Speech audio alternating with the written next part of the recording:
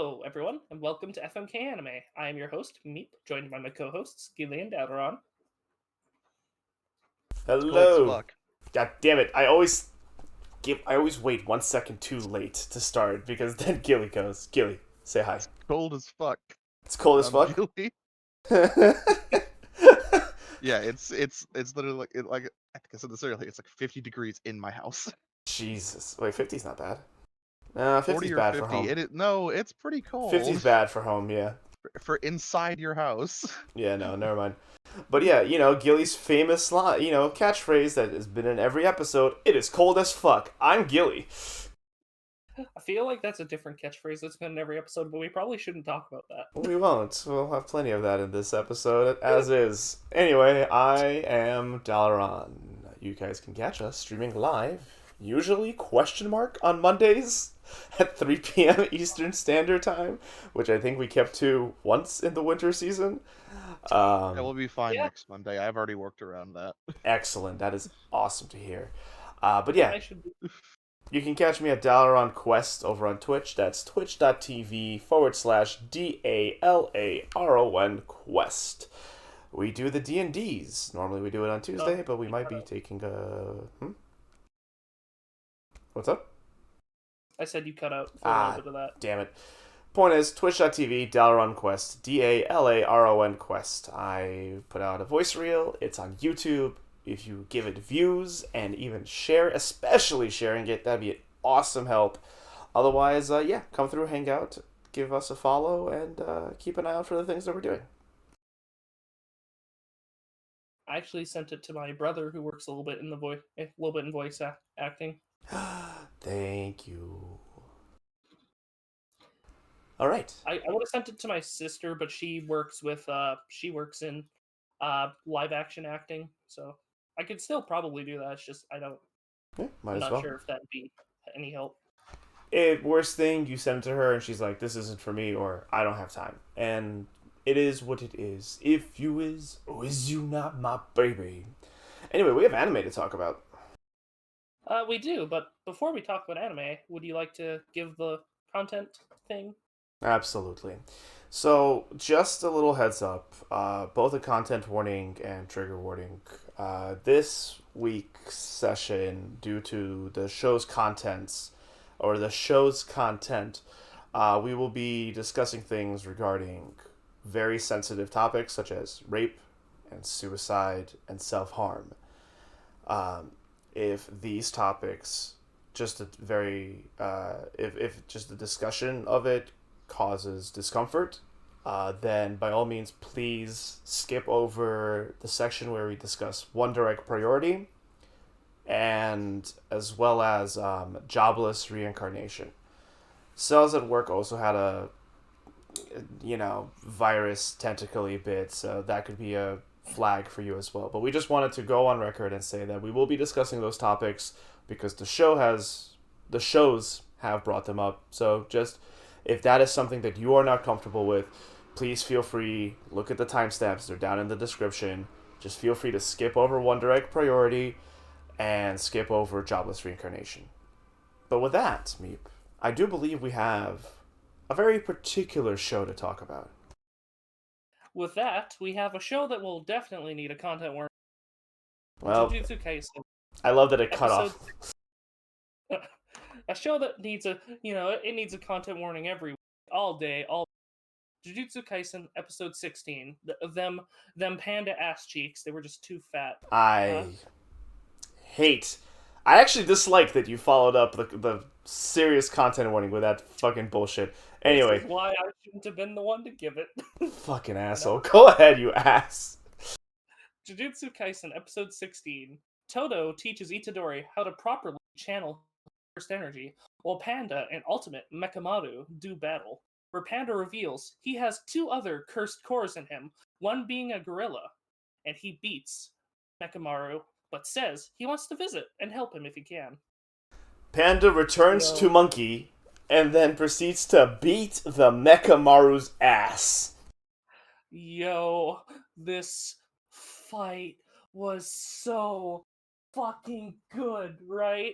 Yeah, We needed this. We really needed this. A fucking dedicated...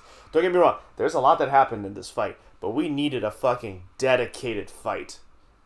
Just something focused and to give characters a moment to be fully themselves.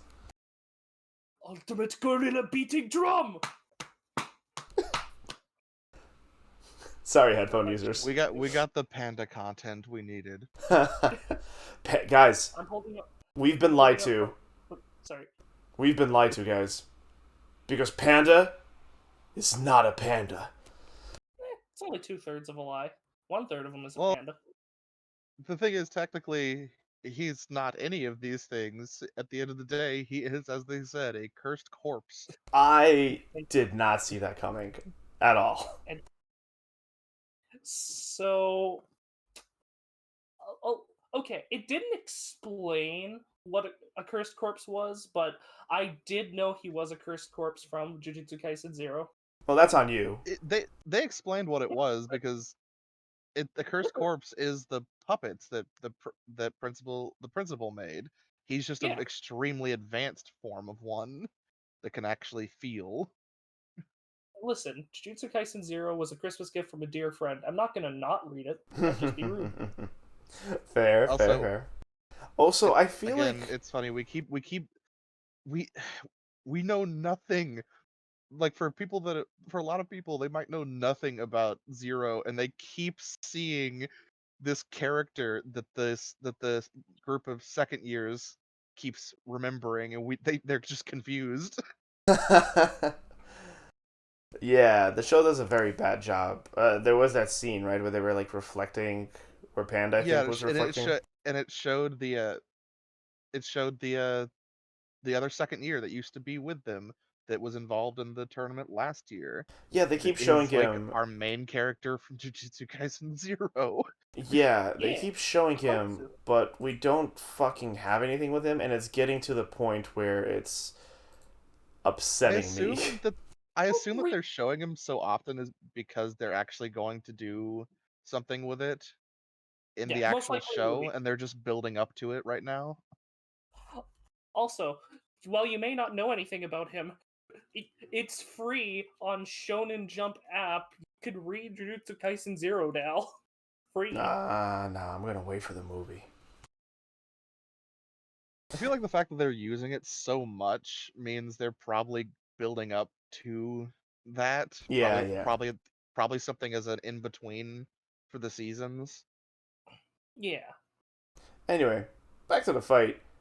Are we just gonna brush over the fact that the principal made himself a son? I mean, it gave me hella Shifu vibes. I mean, I'm not gonna. he's cute. It was cute. Baby Panda is Really- adorable. Also, because it's a corpse puppet, does that mean that's an actual dead panda? I don't think so. I think he, because it's a corpse puppet mutation.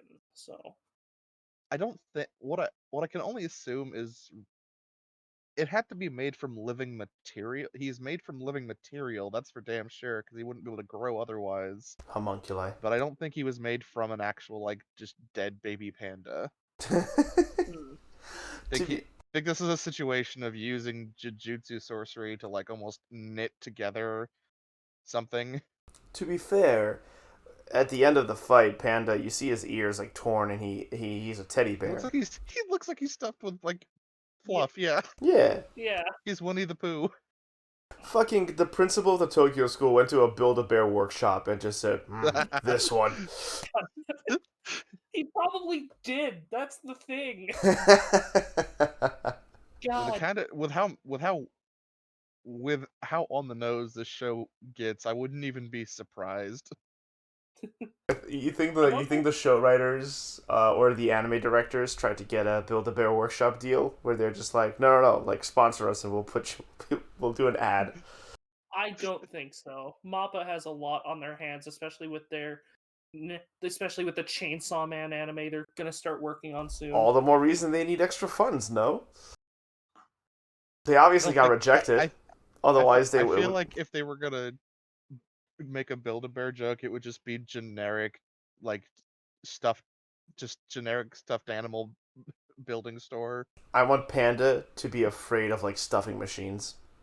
That could be a Juju stroll. Yeah, it could be yeah. Good point.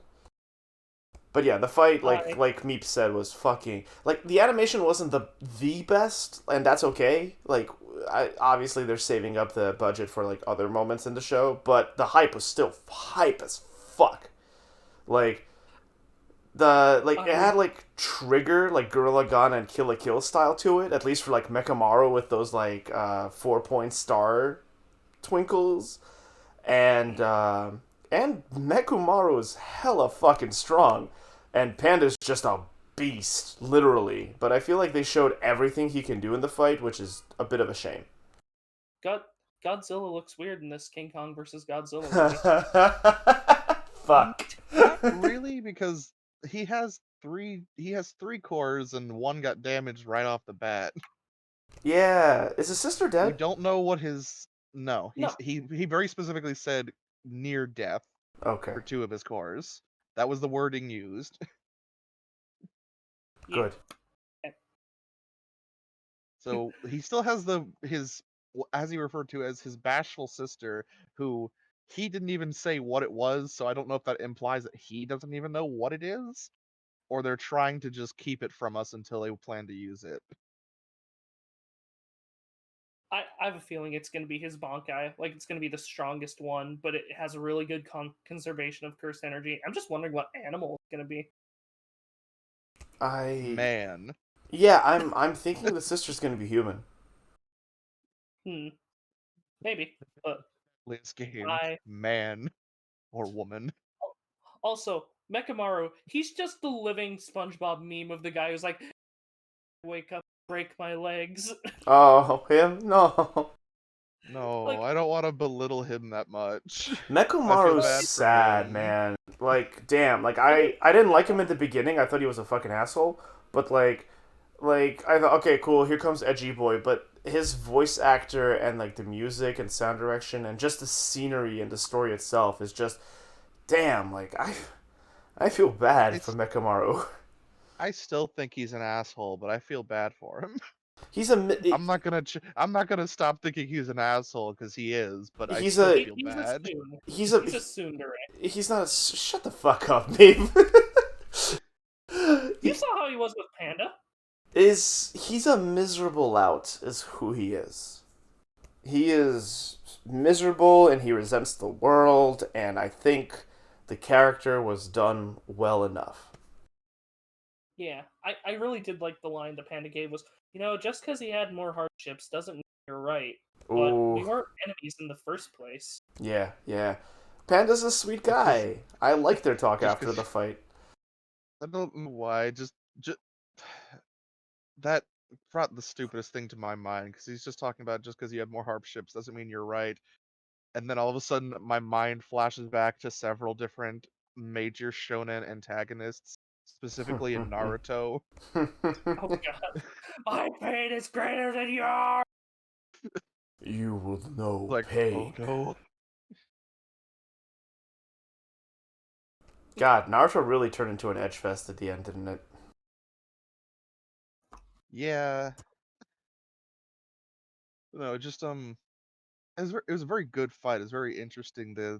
Both characters are really well done. Showed a lot of both Panda and Mekamaru. Yeah. And Mekamaru's honestly, while scary. a lot of their conversation I really loved. I think the thing that got me the most, just right where it hurts, was just what he wanted was to be able to walk up to his classmates and just hang out, be with them. Yeah. That was painful, but great. I mean, it's a bit real for the time we're in right now. I think equating self-quarantine during a pandemic with someone whose body was literally crippled against his choice is a little fucking rude, but sure. It's I'm not saying Burns like, my skin. I'm not saying that our hardship is greater than his. It's just, My pain is greater than yours. we can relate on a level. Yeah, I think there's no shame in that. And No. also, There's no shame in his body empathy. his body wasn't crippled against his will. He was born like that. No, they specifically made a pact at his birth to destroy his physical body to make him a powerful jujutsu sorcerer. Is that what was explained? Yep, they cursed the baby, Meep. Because he does say, like, I was born this way. Technically, he was born this way. It's just because of a pact. Yeah, exactly. But they did it to him specifically so he would be a powerful sorcerer. So wait, we're saying creating a pact with your baby is worse than. You keep cutting in and out, my dude. It keeps cutting you off at the end. You want to hop out and hop back in? 1 second. I said, in the Jujutsu world, is creating a pact while pregnant the equivalent of drinking and smoking while pregnant? Yes, except drinking and smoking will make you a superhuman. It'll just fuck you up in different ways. Anyway, going off of what Gilly said before, speaking of the classmates, blonde witch girl, kind of a bitch. Well, to be fair, Nobara kind of deserved it. No, you see her being friends with Mai, and Mai sucks. Mai is just the worst. Well, yeah, in the Jujutsu Scroll and a little bit in this episode, yeah. And a telephone. I don't have a magic. Mute. Anyway, I mean, specifically what she said is you don't know Mai's hardships. It didn't go into detail, but she did say that. Yeah, but both Mai and her bully Miwa, and both Mai, her, and Miwa take fucking Mekamaru for granted, which I guess Miwa can't be perfect, so she needs to have some flaws. However, the whole bit about both Priest, Closed Eyes, Archer Boy, and Todo being extremely difficult to deal with was really funny to me. I mean, it's not surprising. There's two. I think I have two things I really want to say. One, I think we're not going to be seeing Itadori get too involved for a bit now, because I think this is another mini training arc for him. Oh boy. Because I think that's what's going on. That seems to be what Toto's doing, is just training him now because he's his best friend. Best friendo. I think this is another mini training arc. I don't think it'll take up the entire arc, but I think Itadori is going to be sidelined for more training now for a little bit. I guess it's plus. I mean, to be fair, that's fine. It is everyone else's turn to shine. The way they're doing it is pretty good too. Anyways. Yeah, I actually really enjoy Todo. He's the phyto-intelligent berserker, and his explanations are really fun to watch. The Panda fight is really good, and because it's a fight, it's it leaves an impression. But honestly, I think the first enunciate. The first quarter of the episode is actually my favorite, with Todo and Itadori. When he's breaking down the fighting style and how Itadori attacks, and then he's vocalizing, Itadori. I'm back. Welcome back. Yeah. Sorry about that. Our landline is connected to our Wi-Fi router, so whenever anyone uses the landline, it kills the rest of the internet. What the are you on dial-up? Yes. I'm not even joking when I say that. We are. A moment of silence in chat, or rips in chat for Meep, because... Anyway, that's enough time on that. Stuff this episode. You have my condolences, Meep. I can't believe you're on dial-up. I didn't know that existed anymore in the US and Canada. I'm just happy we got some good Nobara stuff this episode. Yeah. Ever since she learned Itadori was, gonna get killed, she went straight savage. Also, really quick, I apologize if that came off privileged. If people with low income or, financial difficulties use dial-up, then there's nothing wrong with that. Do what you gotta do. Just want to throw that out there. Don't want to be an asshole. Apologies. But anyway, moving on. That's the other speaking point I wanted to bring up. It's not even a whole conversation. I just want to make a comment about this. When Nobara called Mai a watered down Maki, loved it. Yeah, the expressions Loved from it. both fucking Nobara and Blonde Witch Girl were fantastic. The more She time just went. passes, She just went. She just went right to from. She just went right at Mai with that insult. Just watered down Maki. the more time passes, the more I ship Nobara and Maki. Ugh. And that's why you They have. would be a good couple. No, they're Don't They would be toxic as fuck, Meep. No, they wouldn't. They would be a good couple for each other. You saw how they respect each other. Anyway, damn it, I forgot. Damn it, Meep. You broke my train of thought. My headache. My headache. Well, you get better rails then, if that's that easy to break your train. Yeah, I don't know. It's just I don't. So we have like so many fights setting up. There's Maki and Miwa, which will be interesting, and then it's Nobara and I keep forgetting the blonde-haired witch girl's name. Feel like it starts. I feel like it's another M name, or it might be an H. But I'm blanking so hard on I'm it. looking up right now. Yeah, I'm blanking on it too. Well, next episode when we actually get the fight, probably next episode, I think. So I think next episode is probably going to be a split between, with what they've set up, Miwa and Maki, and then Nobara and Witch Girl. I don't know. That just seems how it's going to be set up. I'm actually Honestly, I'm really seems like they were excited. it seems like they were Yeah. like a lot of camera angles. They were focusing more on the Maki Miwa angle of it. I'm really excited for the Maki Miwa fight because It seems like they were really trying to put a lot Well, more focus on that fight coming up. yeah, that fight in particular, the animation on Maki's flourish with her polearm at the end there was gorgeous. Like that was like I got immediately excited for the next fight. I got uncomfortable with Maki's smile in that. Yeah, Maki's a sadist. She doesn't smile very much. It's weird. Creepy. I do like how what we've been getting each episode so far has been like 3 or 4 minutes at the start of Itadori and Todo, and then it goes to another thing. I'm liking that. Oh yeah, you were dead when I was talking about that. I was telling Dalaran here. I think what it looks like with Itadori is he's getting sidelined for a bit for a mini training arc with Todo here. Which, yeah, I said it's fine because it's all the other characters' time now. It's a well written and well done thing anyway, so it doesn't matter. Oh Yeah. Oh yeah. I like to imagine the principal is just watching this, just angrily like glaring at the screen with Gojo just making fun of him. Yeah, spitting spitballs at him.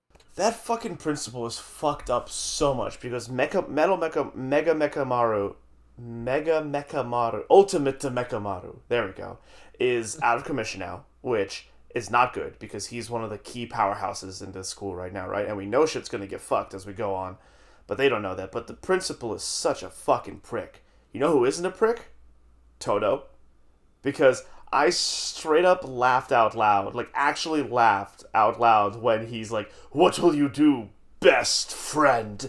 And I'm just, and like that Todo, I suddenly love Todo, and he just shot up in the rankings for best side character for this season's awards.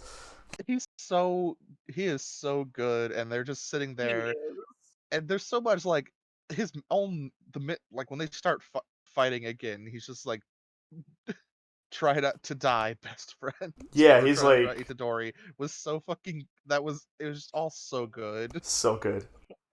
A friend I've been watching each Jujutsu episode with has been calling the principal an old conservative, and like each time something happens that isn't in the principal's favor, he'll just say, "Ha, get fucked, conservative," and it's entertaining to sit there and just watch it with them.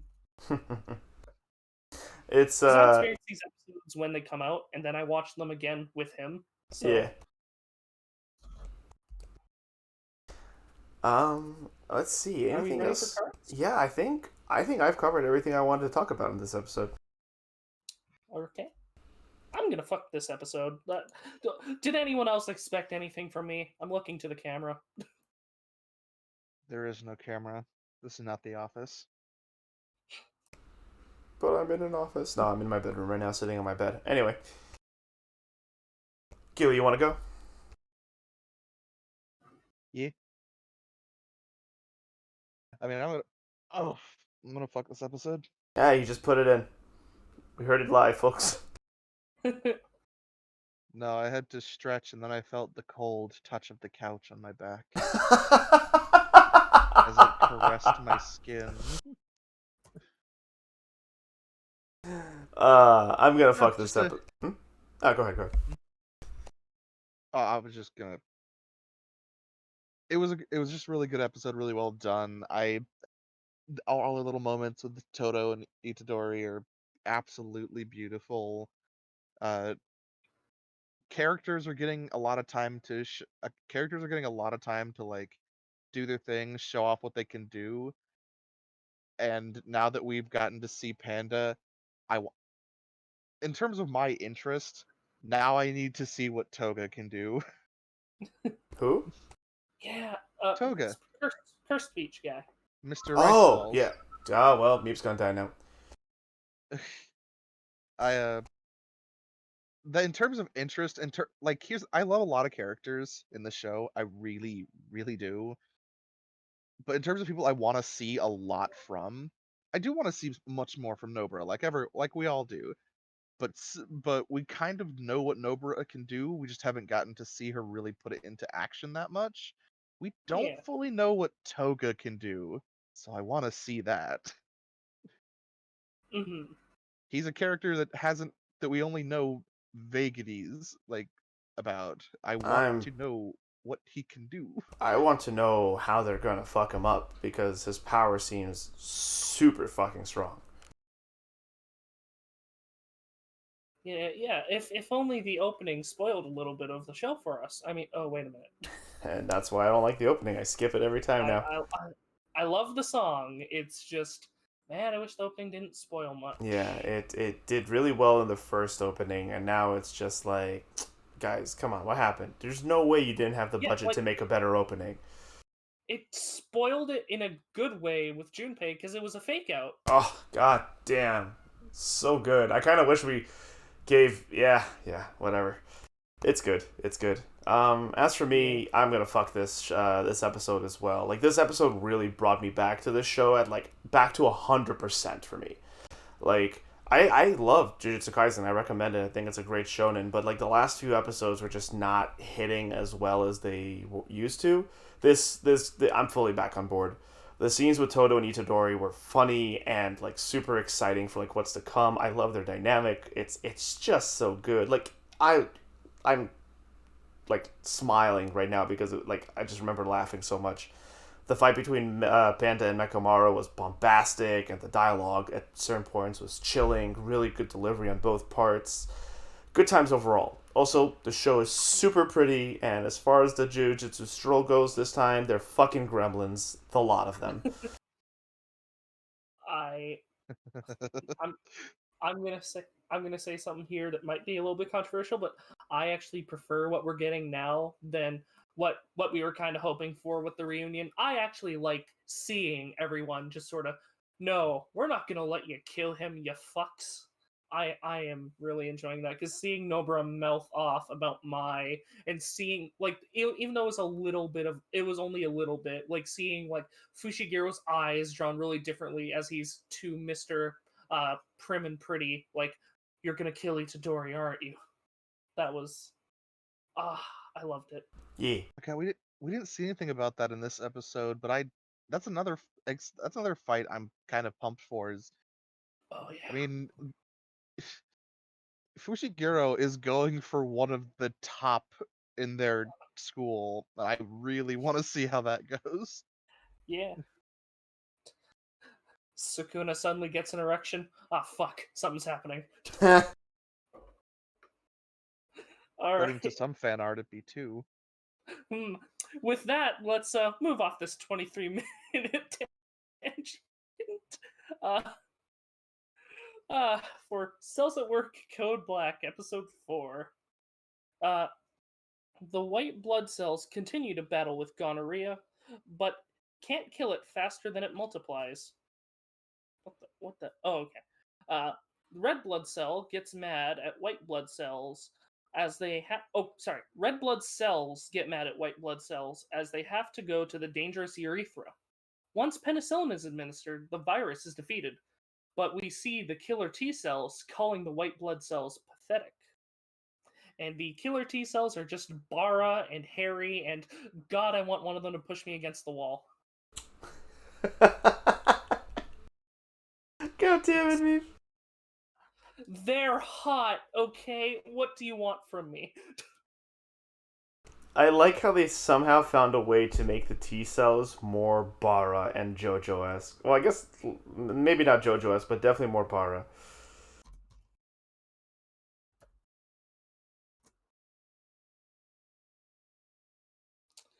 All right, good take. Anyway, the white cells. So like Did you guys notice that the opening is oddly upbeat for this show? Like it's kind of out of place, and the same thing can be said about the closing as well, the ending. I think I think it's because he's dreaming of a better world. Because, well, in the opening, it still is like a hard life. He's dreaming of a brighter future. That's how I've always read into it. Because after the last little bit of the opening, he wakes up and when the alarm clock is ringing. That's just how I've always read into it. Oh, that's good. Thanks, honking car. That's good. That's good. I like that. Yeah, you might be right. Also, the white blood cell at the opening of this episode, rest in peace, but she was super cute. She is now my, albeit dead, white cell waifu. Waifu? I like the captain better. I mean, she's more your type. I like how they did her hair. It was like really like curly and like it had like curls and like swirls to it. It was cute. I liked her. I do like the whole. I actually, because in the original Cells at Work, it's handled a lot more jokingly. I do like how it's a bit more serious here. The divide between the different kinds of cells, like the T cells, obviously they think the white blood cells are pathetic. The red blood cells are like, hey, you have to do your fucking jobs or we're gonna die. Except it's like... worse than that. I think that's like the thing that stood out the most to me from this episode is the fact that like it showed how quick people are to turn on each other when they're in danger, and how it's important to remember that like everyone depends on each other and people are working hard even if you can't see it, or if you're scared. It's the same thing with like episode 2, right? Just because you're going through a hard time does not give you the right to belittle other people in different jobs or doing different things than you. Yeah. I do also like how penicillin, like how it looked like when it was used. It was like, oh, a dropship came in. It's like, a carpet bombing, but of a different kind. I was kind of hoping what penicillin would do was it would be like a helicopter dropping off a lot of different like cells and soldiers. I was kind of hoping that's what it would be, but hey. Penicillin is... It's not alive, is it? I don't think it is, but that's just kind of what I was hoping for, but I'm happy with what we got.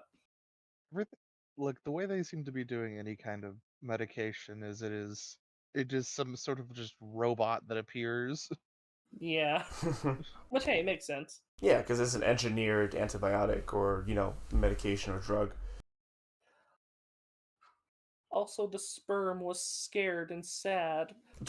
I don't think we mentioned this last episode, but the sperm, like, when I first saw this, and it's... I can't...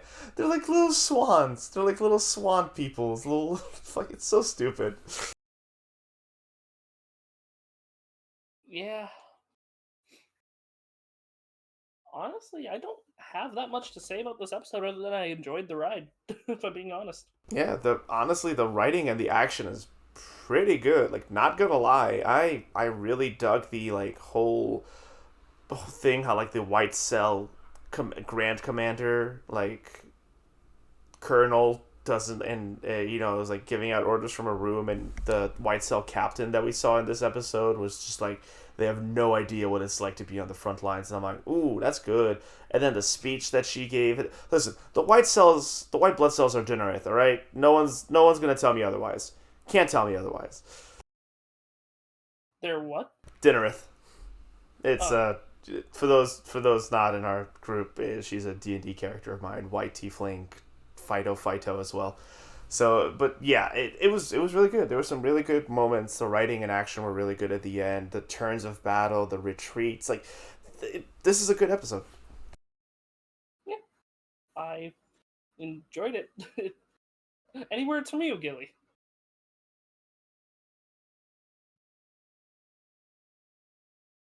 All around me are familiar faces. Gilly, you still with us? I'm here. Got it. Nothing to say about Code Black?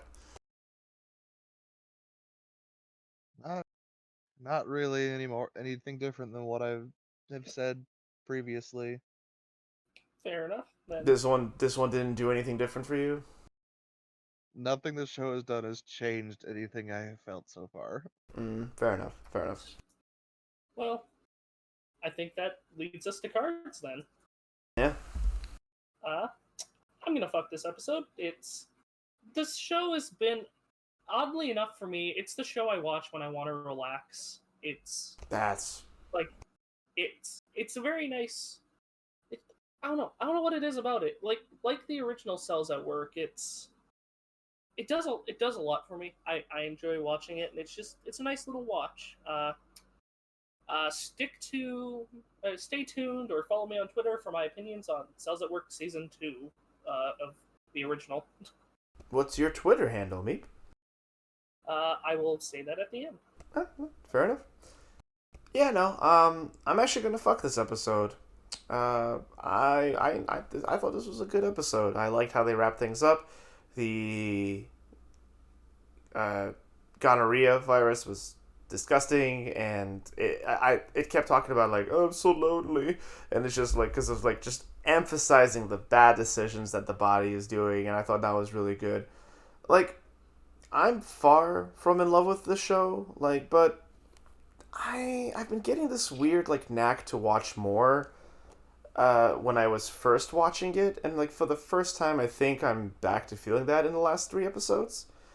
So yeah, it's pretty good. It's not like super dark or edgy, but it's close, which I still can't tell if it's a strong suit or a weakness for me. But I can just I can see it falling off as it goes on. I don't think this will keep me, but you know, maybe I'm hoping to be wrong and that the show just keeps doing it for me from here on out. But the action was really cool. Big titty white cell waifus are, you know, it's keeping me invested. The gonorrhea are incels. Changed my mind. And they are in cells. You got what I'm putting down. What's your vote, Gilly? I'm killing the show. I just don't get anything out of it. There's nothing for me here. Fair. Very, very fair. Fair. I don't hate it, I just don't get anything out of it. Well, with that, let's skate right into Sk8 the Infinity, Episode 4. Boo. Adam accepts Reiki's beef, but on the terms that if he wins, Logna will skate with him. Reiki trains, and with the help of Mia, Shadow and Logna. But during the beef, Adam toys with Reiki and pulls out his own special move, going up a hill, and Reiki fucking dies. Now, that's a joke. Reiki doesn't die, but he eats shit, and I'm assuming has many broken bones. Yeah, he doesn't just eat shit. He's bleeding and he's bad. It's the first time the show actually has included blood in the Wipeout. Also, Mm, I realize why Adam. I thought it was really weird that in the beginning he said, "I will skate with Langa, not against Langa or anything like that." He said with, and spoilers, Adam straight up grabs Reiki in a tango position and skates tango with him while pushing his face almost pushing his face into the ground, almost ramming him off the court. It's insane. yeah, we've gotten to the absurdity part of a shonen, and I am okay with it. I cannot with dramatic not Well, Dio's fucking Adam's So ass. I there's some can't. now. I know there's a lot to talk about, and I have a lot to talk about, but there is something I have to bring up. At the very beginning of their actual beef, when he actually starts skating against Reiki, when he's not just sitting there smoking his cigarette taunting him, the music that starts playing, I fucking love it. Oh yeah, It is so 100%. fucking good. It was I'm trying to find it because it's so good. it was such a great like musical cue shift. Ah, And it wasn't like just it was an actual there were lyrics. I need to find it. something I hope the show isn't building to is I really hope Adam doesn't want Longa to be his husband because there was that whole quip when he was with his aunts where it's like, oh, we need to find you a wife. And then, like, his eyes sort of change and he goes, ah, yes, a wife. It sort of just ends the scene off there. Because once it already made me really uncomfortable how sexual Adam was with this high school boy. it's supposed to. He look, he's supposed to be a creep, and on top of that, maybe I think what the read you're supposed to take from that scene is that he has no interest in people. His Yep. love is the skate. Yeah, and he also has no control over his life. That's why he's such a fucking absolutely. He's a bastard in skate. If he was going to make love to anything, it would be his skateboard. But no, chafing on the sandpaper. It also just has those horns, but let's not talk about that. he just makes me very uncomfortable and not in a good way like the villains from last season did in a very He's like also I don't he's want to also watch these scenes anymore. he's I also think you're referred overreading to it. as the Matador of Love. Yeah, which makes it worse. This is why I don't like it when he gets sexual with Longa. I'm like, no, don't touch it. Stop touching it. Bad. No, he wants Lunga. He wants to make love to But Longa. I To, I I don't mean care. I fucking called it though that Longa was going to be the bet of the beef. Yeah, yeah, Yeah. yeah. I Meeps over here just overthinking about sexual scenes again, but I'm not over. Those are clearly sexual scenes. He wants to stick his dick in Longa. I think he just He, wants he to doesn't want to skate stick with his Lunga. dick in any human being. Yeah, what Gilly's saying is that our boy His Adam sexual is interest ace. his sexual interest in Longa is in his talent. He wants to fuck his talent, but not him. Honestly, you say it so crassly, but honestly, that's not too far off because I think that's what was happening with Mia. I don't think he's at all interested in Mia, but he wants to control Mia and is interested in Mia's talent. Listen, when episode 8 rolls around and he confesses a love to Longa, I'll just be sitting here laughing. That's fine. As long as he cries, I don't care if you laugh.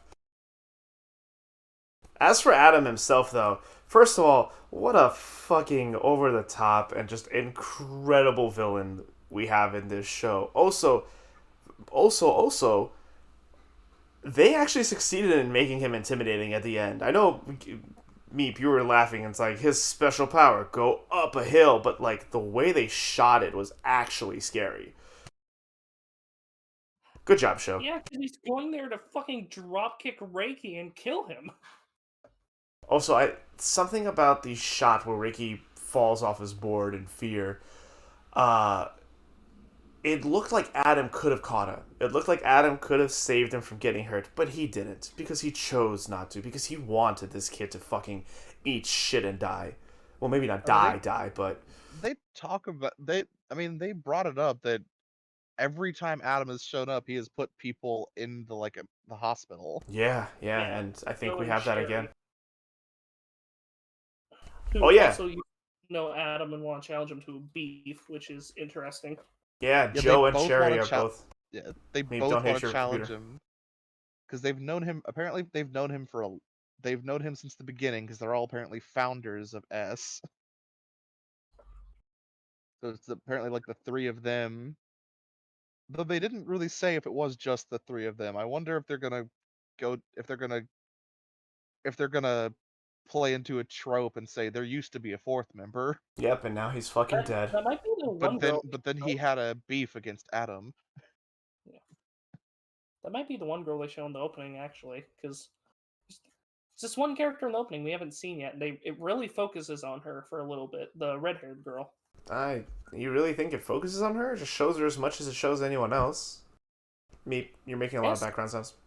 Well, It- she's one of the because when we're in the opening we have or yeah when we have it we have all the it shows all our main cast and then it shows like characters that support our main cast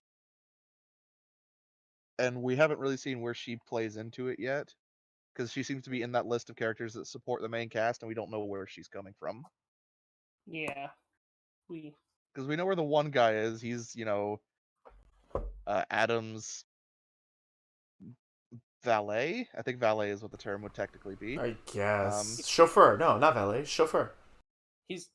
He's well, also chauffeur is just a driver. A valet would also go around and he would be the driver. He would be Oh. almost like a personal kind of butler. I learned this from a book I read a long time ago. Oh.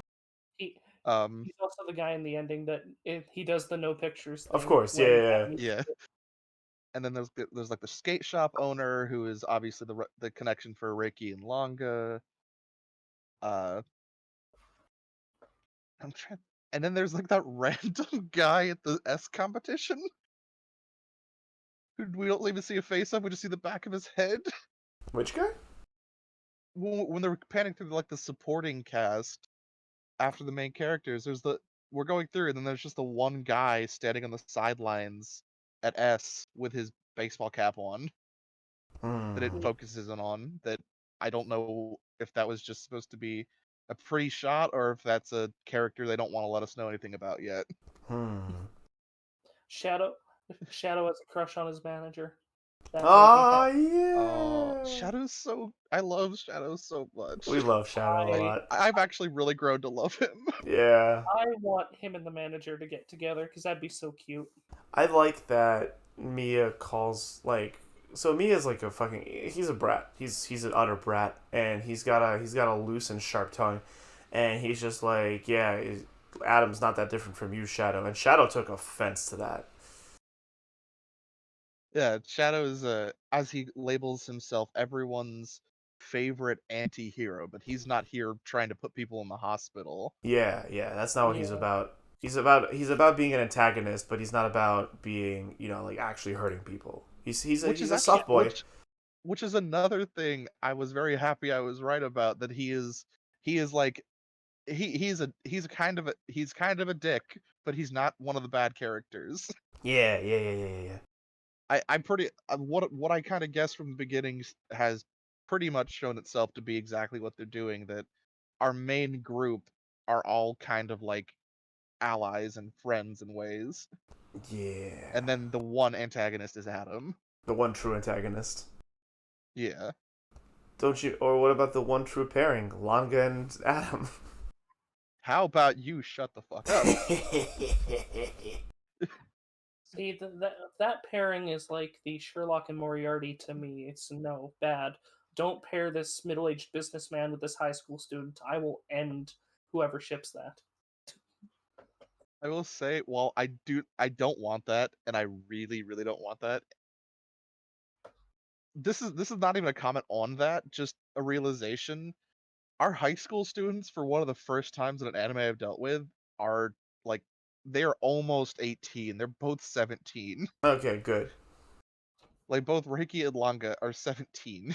Okay, good. Also, I don't see that. Usually when there's like high school students, it's like they are 15 years old.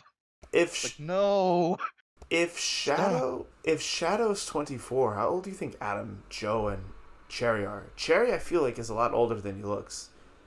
Late It's- 30s, early 40s. Yeah. I'd say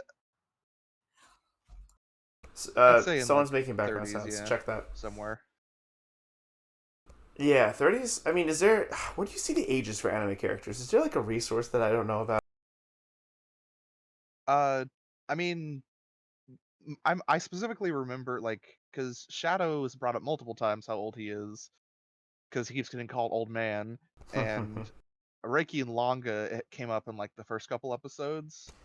All right. Everyone, but they don't specifically bring it up. It's a guessing game, and Mm. there's no way to, and there's no like previous thing to look up for this show because it's an original, so there's no like manga to check. Oh, right, So right. this is all just best guess All right. and listening to what they say. Adam's age is unknown. At least it's not listed. Mia is 13, so let's not. Yeah, that's not surprising because he's still in middle school. Oh I shit, that's think. right. Yeah, he is. And yeah, Reiki said it's Reiki 17. Awesome. Yep, Reiki and Longer 17. I remember that very specifically. It's brought up. What about Joe? I Let's see if don't I can think Joe and see. Cherry have had it brought up.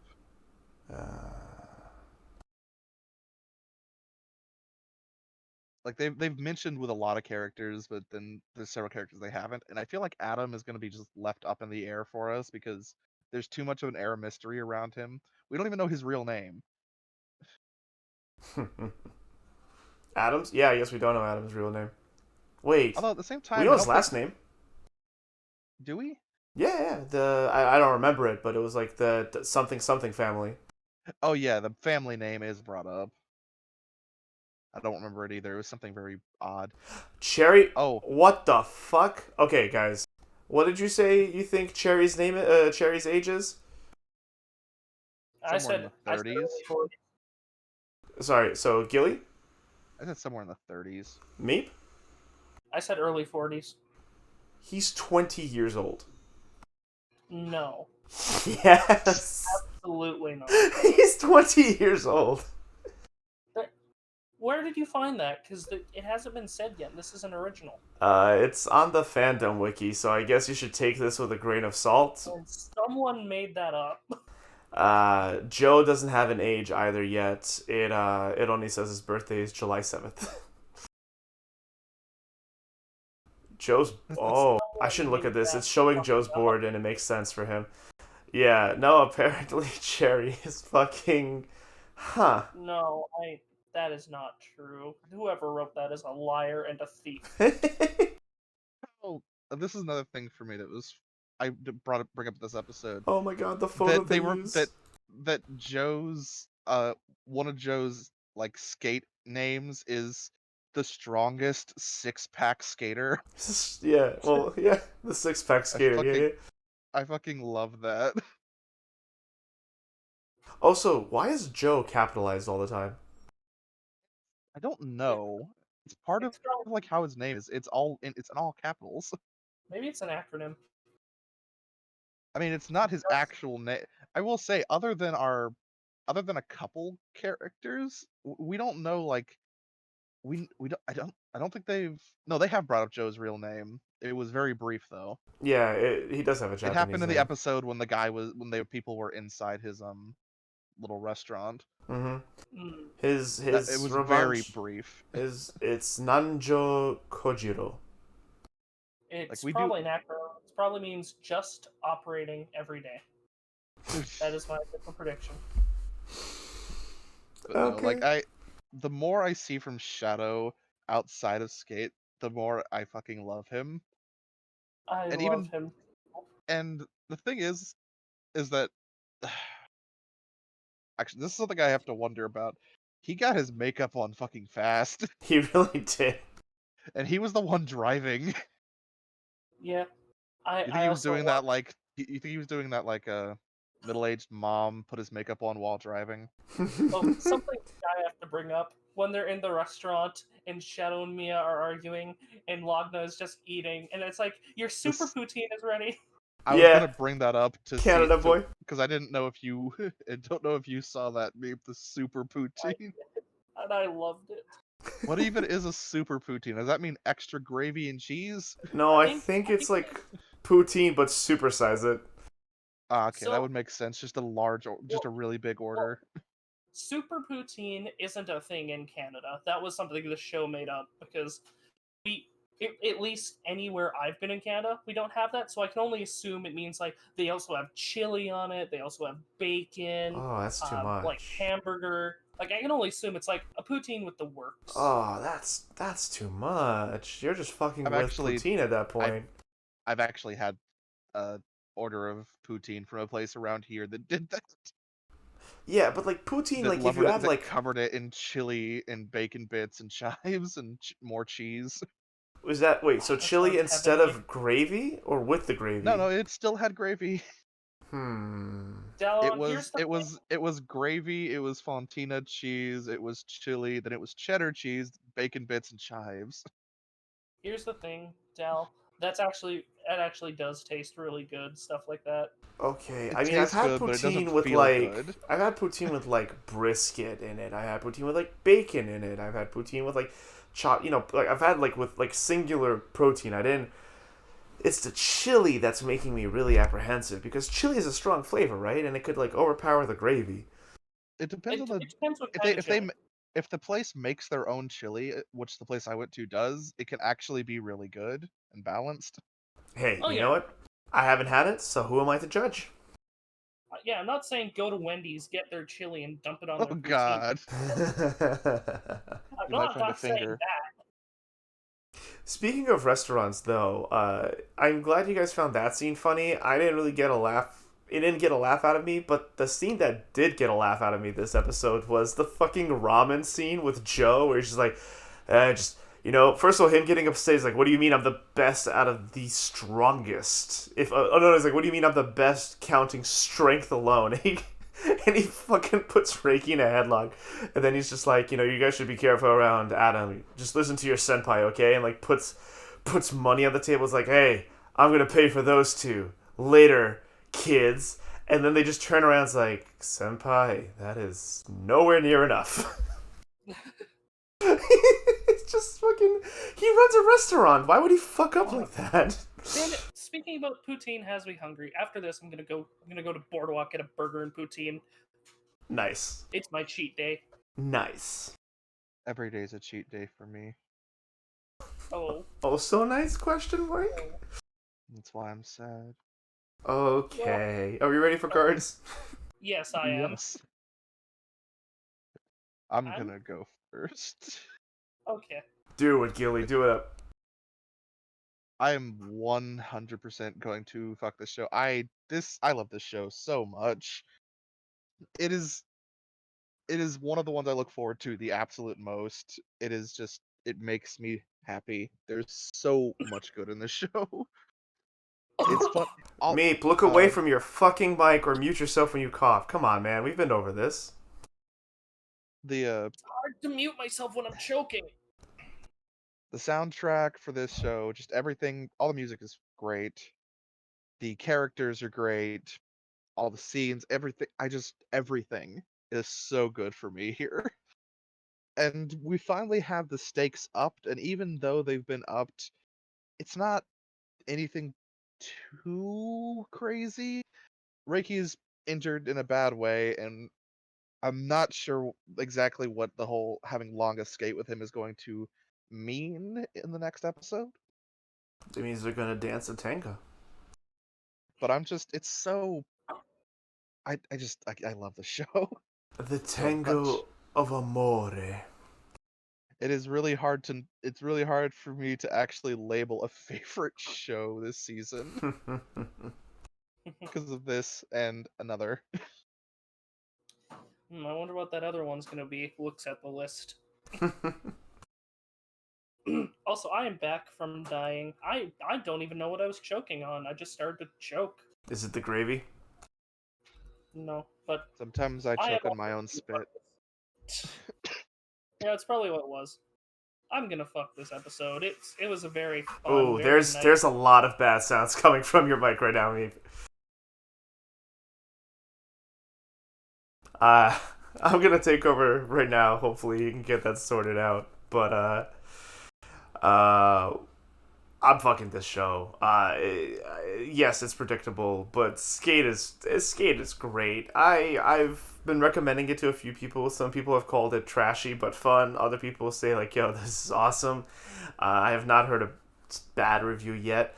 I remember when this episode ended, I just went like, "Well, that was incredible," because goddamn, like, what an like the choreography was like absolutely insane, like with the skating action. Like, I it's it's impressive when a sports anime of any sorts, through the expression of its sport or activity, in this case skating, leaves you with the feeling like you just watched a bombastic shonen fight. And that's exactly how I felt at the end of this episode. So yeah, big fuck from Dennis.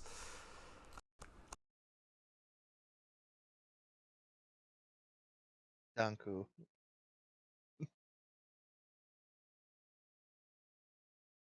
I just I could drone about this show. It's such a joy.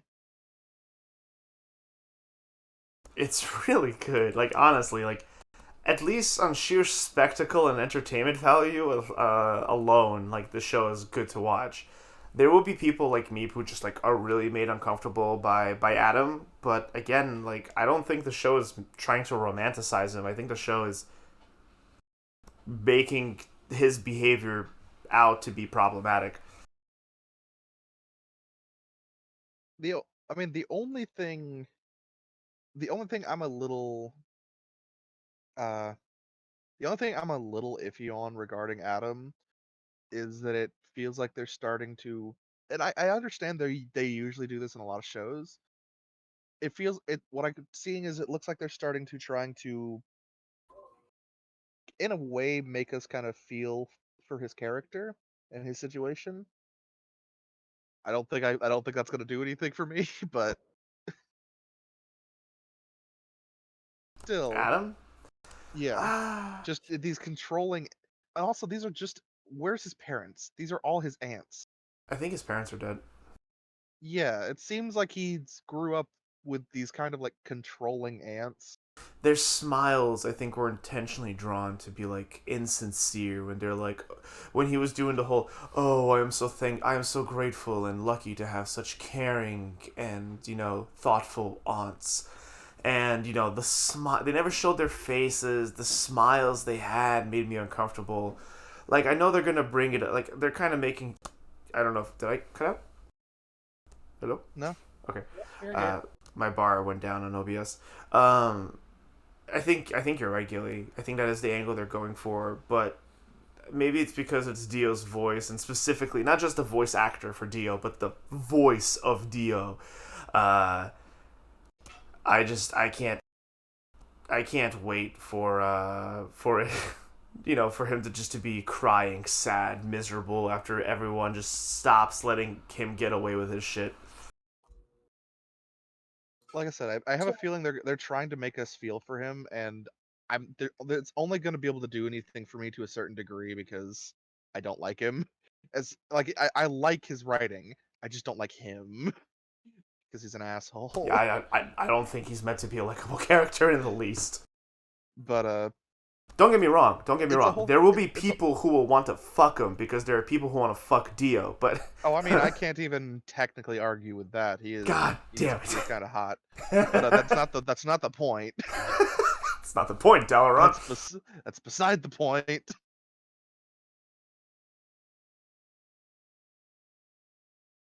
And yes, hello, I am back. Peek behind the curtain for everyone. I live in a not great situation for when it comes to recording things because I I live with people that are very particular about me turning certain things off and me turning down the heater that blasts next to my room and me also, you know, whenever I want my little, 3 hours of peace and quiet, that's when everyone decides, hey, it's time for lunch, or hey, it's time to wash the dishes in the sink downstairs, or hey, it's time to stomp around downstairs. It's not great. It's not. I'm sorry, dude. That sucks. Fuck Adam. It's what it's like to live with family. They But don't care. Gilly asked you the real golden question there, me. Would you fuck Adam? I would not fuck Adam. But I will fuck this episode. Listen, I'm gonna ask out Longa's mom. She seems really nice. I wanna learn more about her. I wanna see more from her. So, I'm just gonna ask her out on a nice date. Though I don't think I'm anywhere near as warm on the show as you two are. Like, don't get me wrong, I like this show, but it's nowhere near my favorite of the season. Oh, that's okay. But yeah, it's fun to talk about. It's fun to listen. It's definitely one of the better ones this season. So I'm going to give this episode the fuck. And I believe Yes. that leads us to Wonder Egg Priority, Episode 3. Ai meets a mouthy girl named Rika, who is very rude and pushy. She spends the night with Ai, and they are synchronized to protect two girls who killed themselves over a singer. Their monster was a stalker fan who petrifies Rika and leaves Ai to defend the girls alone. So, to be clear, they have a sleepover. They don't spend the night together because that makes it sound sexual. Rika just invites herself over Ai's place and crashes. Is that supposed to have sexual connotations? Because it doesn't over here. Because when Oh whenever I yeah, used to, yeah. When you ask whenever someone I to used to- come over and spend the night together, that is sex. I think that might be an American thing then, because in Canada that's how we always, hey, can I come over spend the night? Sure. And then we'd stay up and play video games. Is Rika fucking dead? Ah. I hope so. She made me actively hate this episode. Yeah, Rika's kind of fracking terrible. I like in the beginning, like I wrote, like, oh, she's terrible. Can't wait to find out how they made her. Can't wait to find out what made her this way. It's kind of interesting to look at it the way she's acting and what she's doing because it's very familiar to something I've seen before. Mm-hmm. This is a it's a poor form of coping, but it is what she's doing Mm-hmm. because that's what it is. She is coping. That's why she's got cuts all over her arms. Girl's not doing well. She is not, and she is like, she hits on older men. Like, basically, this whole episode sets her up by exhibiting really, really, really unhealthy habits, She behavior, exemplifies and coping every mechanisms. she exemplifies every negative coping mechanism there is. Well, I wouldn't say every, but There, she's got a number of pretty them. much all of them. Eh, There's only a handful that she's not covering. yeah, which is like substances, and I mean, Which we don't know if she's not doing that too. Yeah, is it implied that she's sexually active with, like, or is she just, that kind of personality that just flirts with people to, get that validation? We also learned this episode. The sexually active reminded me of it. We also learned this episode that Ai's friend was definitely involved with the teacher in some way. Again, There's the show is something there that hinting. is still very uncomfortable about Yeah. that they have not fully declared yet, and it's getting the more they do with it, the more it seems like it is leading to that point, and that Mhm. is, oh boy. But I also, like, honestly, the show can go either way. The show can either be misleading us because I can see the show doing that on purpose, or it could just be slowly kind of. Maybe it's because I herself hasn't accepted it yet, right? That we're starting to see her kind of like think about those scenes more. Also, he's definitely fucking her mom, right? I mean, I'm not sure because this is something that oftentimes school counselors will do in various countries. I know it's common in Canada for school counselors to come to houses and check on students that haven't gone to school in a while. Yeah, but they have a living room. Why are they always coming out of her mom's bedroom? I thought they were coming out of the living room each time. Oh, no. What? The way I see your house layout, right, is that once you enter inside from the door, the kitchen and the living room is to the right, Ai's room is straight ahead, the bathroom is behind the kitchen, and then her mom's room is to the left, right? That's how that's where my mind is. That's not the way I've seen the layout. We don't even know a distinct layout of the house yet. So again, I'm not getting any signals that he and the mom are active. I think that he often comes and visits and talks to her because hey, your daughter's having these problems. If our self harm theory is correct, that I is just fucking crazy, and this is the show showing us that she's committing self All right, harm.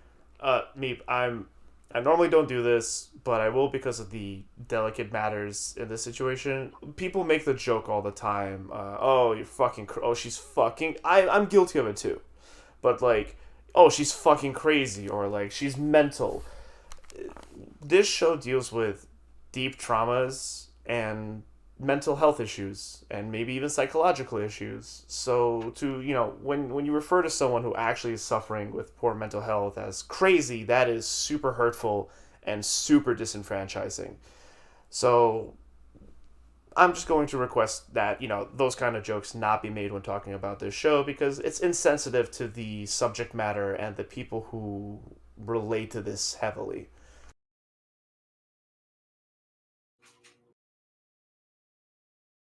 Don't worry. No, just to be clear, like that might have come off more lectury and upset than I intended it to. Just putting that out there, though. But I is definitely not okay. So you're absolutely correct. And we already have two, three theories that the injuries that she sustains in this dream world is actually injuries that she does to herself, and there was something else, but I don't remember what it was. That she actually has like a level of like social dissonance.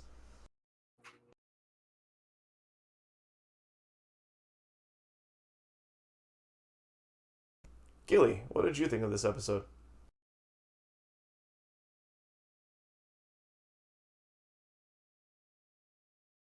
Hello, guys. Did I kill the vibe?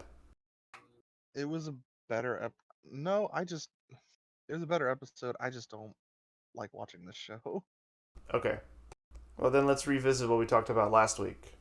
If you do not want to watch this show because it actively makes you like uncomfortable and upset, uh, just let us know. And I mean, if the show dies, the show dies. Then no one needs to watch it anymore. But you don't have to if you don't want to. We'll just keep going and just kind of watch it until Meep and I kill it.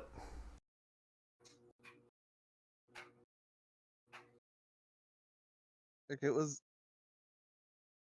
I liked this episode a lot more than the last episode. And while Rika is awful, I can actually understand her character a lot Mm. better. Understand a lot of what she's doing. Uh,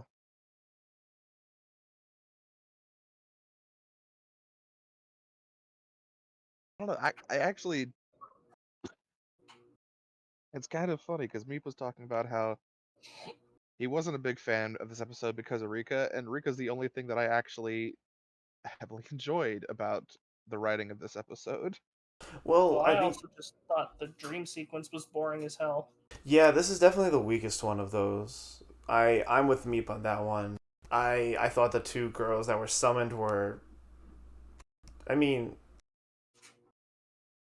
everything about Rika is mean spirited. So like even the summoned girls were like these like I'm trying to choose my words carefully here because I don't want to like be mean about it, but they kind of sucked. Well, they fall under a sort of category with people that have with people that have done this kind of thing. That's in a kind of weird place because they weren't sad. That as far as they could tell, they weren't really like they just killed themselves because their idol also did. And I mean, maybe that's it's this weird, almost like the whole issue some people have with it's a mental issue where people they can't separate the reality of celebrities and such not being people they actually know, and it's almost like a cult mentality where yeah, they'll do something like this. yeah. I I find it harder. I find it much more difficult to empathize and sympathize with these two girls, and maybe that's the point. Like, we had two characters who were much more emotionally and mentally expressive, and on this episode we have these two, and maybe maybe I'm giving the show too much credit. Maybe the show isn't trying to make us look at their strife and realize, oh, we tend to overthink, we tend to undervalue that kind of phenomena. But like, I care a lot less about these two girls than I did the last two girls over the last two episodes.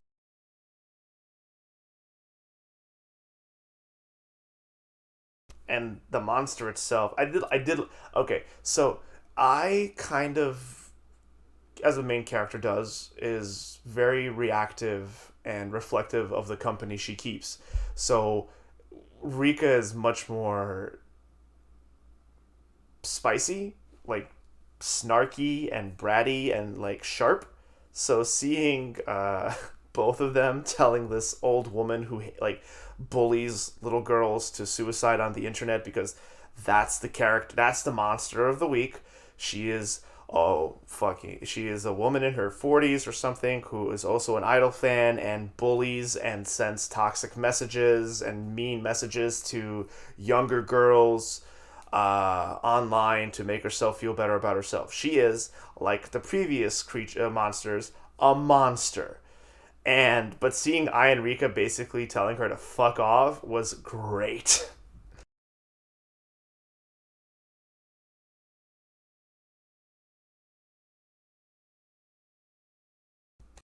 I just felt bored, and any scene Rika was involved in made me actively hate my life. So, well, okay, that's a bit extreme, but it made me actively dislike the show because, while I get that she's someone that can actually exist, I don't want to watch the adventures of someone like that, and especially with a show Mm, that's trying to get us to sympathize with these girls that are trying to get back the people that have committed suicide. Because mm, mm. I because with Rika, I don't think she actually feels. Well, I think Mm? she feels some sense of remorse because the fan killed herself, but at the same time, I don't think she feels any. What's the word? Any connection to them either. It's just. I Oh, think they want to save them just to get the own guilt off their back. At least that's the read I got. Because she still constantly puts down this fan she used to have, like calling her, oh, she was a fatty, she was my wallet, I'm a terrible person, blah, blah, blah, blah, blah. yeah. I don't disagree with the last thing you said. Rika is terrible, and she's intentionally terrible. I talked about this last week, where the characters we see here are not perfect heroes. In fact, for the first half of the last episode, I thought I was doing this completely for selfish reasons too. Um, but the thing about her constantly putting down her fan, and her not feeling that much remorse, I have to disagree with, because that's what the funeral scene was for. It was to show that Rika is actually completely guilt stricken and like grief stricken and guilt ridden. The question of whether or not she's doing this to save the person or remove her own feelings of guilt, that's a completely fair point. And honestly, I'm kind of with you, Meep, that I lean toward the latter, that Rika's probably doing this to stop feeling so bad. But there's, what this death to her was, this moment of realization. Like, she was a minor idol, right? Like, she wasn't big. Um, and she costed someone her life because she was being a like vain, superficial brat. And but what's really important to remember is that that wasn't the behavior that costed that girl that brought the girl to suicide. She saw that this fan was stealing from the store for like shoplifting around malls and the shopping districts. She was committing crimes to get stuff, and then she was selling it on the street or like to people online to make enough money to keep donating to her favorite idol. And Rika, her intentions were good, but her method, she fucked up. Her intentions were good, but she fucked up. She thought that if she would break her fans' heart, then she would stop committing crimes and ruining her future, and like she was hoping to like snap her out of it. She misunderstood the influence she had even as a minor idol, and that costed a person their life. And I think Rika, that's where the self-harm comes from. That's where her terrible personality comes from. It's just her hating herself. And I think she really regrets what she's done, me.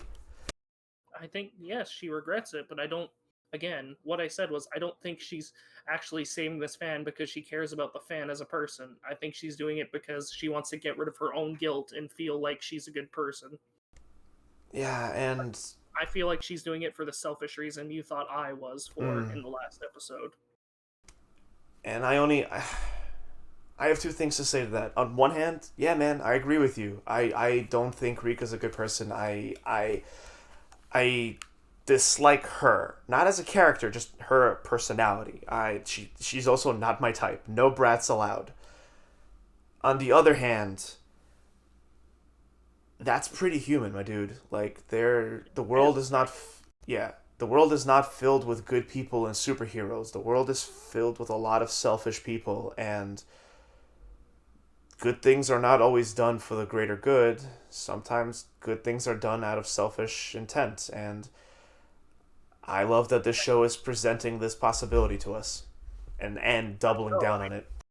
I never said she was a bad character. I just said I hate her as a character. Oh, I no. don't like this character. Sorry, I didn't mean to make it sound like I was not saying that you said that. I was just saying it in general. I also don't like the animation when she starts squeezing Ai's thighs. That was a bit weird, especially considering they're middle school students. Yeah, Rika's uncomfortably sexual. That's her point. Yeah, because it looked like she was squeezing Silly Putty when she was squeezing Ai's legs. It was like, no, stop it, bad. I don't know, me. If I was 10 years older, you would be like, oh, you would be singing a different tune. What do you mean? I'm into MILFs, not DILFs. The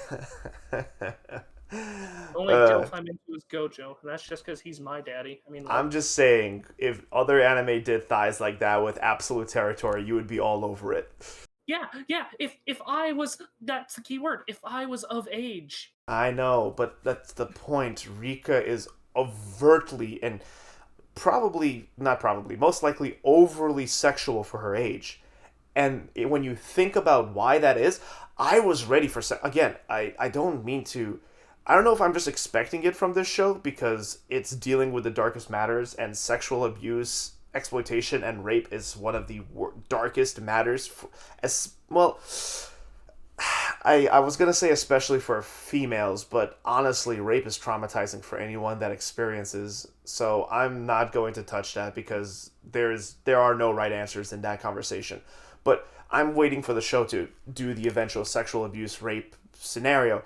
But again, like Rika's over sexuality, I thought, like, what happened in your life that caused you to be this? And that is a coping mechanism for some rape victims, to just double down and to make yourself feel okay by like just accepting that that's, you know what, this is a very dark conversation, and I'm just gonna pull the brakes right here unless both of you want to keep going down it.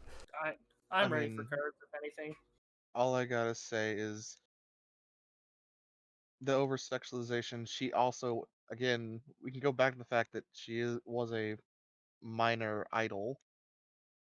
Yeah. It's like Oh. no, Yeah. we've talked about last season and this season with the idol animes. That's kind of an issue. Yeah, and it wasn't okay in Fruit Tart, and it's not okay here. In Fruit Art, it was played off as a joke. It's not a joke here. The other girl, whose name I still have difficulty, the dark-skinned girl, whose name I still have difficulty pronouncing. Her personality is much more open to becoming friends with people now because I think she regrets not. She feels guilty for not. We don't know. My theory is that she feels guilty for not being there for her friend as much as she should have been, but also she's sad and alone and lonely and depressed. So she's hyper open to like becoming friends with people. The other girl. Sorry. No, go ahead. I was gonna say, do you think she stopped talking to her friend after she learned her friend was involved with the teacher? Yeah, and that's not even a teacher. That's a counselor. Counselor. And I think that makes it worse. Oh god damn it! Right? This time it evolved. This time it evolved from a Discord message to a text. He said, "Yes, the person who I have agreed not to disclose the name." They texted me saying "counsel" and then in quotation marks "her." And they sent me the Lenny face. And I'm God upset now. damn it. Bad. I know who it is too. Bad. God damn it, Randy. Bad. I'm putting you on blast. You say what? Anyway, if the person doesn't want to be ID'd, he's kidding. It's also a way of dealing with these kind of matters. Everyone listening at home, like we're not condoning what happened. It's a joke. It's fine. He's an IRL friend of mine. He's an oil field worker. They're all like this. Well, now that is actually that might be offensive, but anyway. What? I live in the oil field province. I know what oil field workers are like. Fair. You know what? I don't, so I'm not gonna touch it anymore. Yeah, but right, like it feels like him being a school counselor feels like it's somehow even worse, right? Like, who are you more vulnerable with than a teacher out of like faculty? It's your counselor. So that's super, like, if it is what it is, like, if it is him, like, if him and her friend were to get, like, were sexually involved, or romantically involved, that could potentially be super manipulative and predatory. Same thing with her mom, if that's happening. Like, oh, wait, no, hold on, I'm confused. Because they were rumoring her fucking her teacher.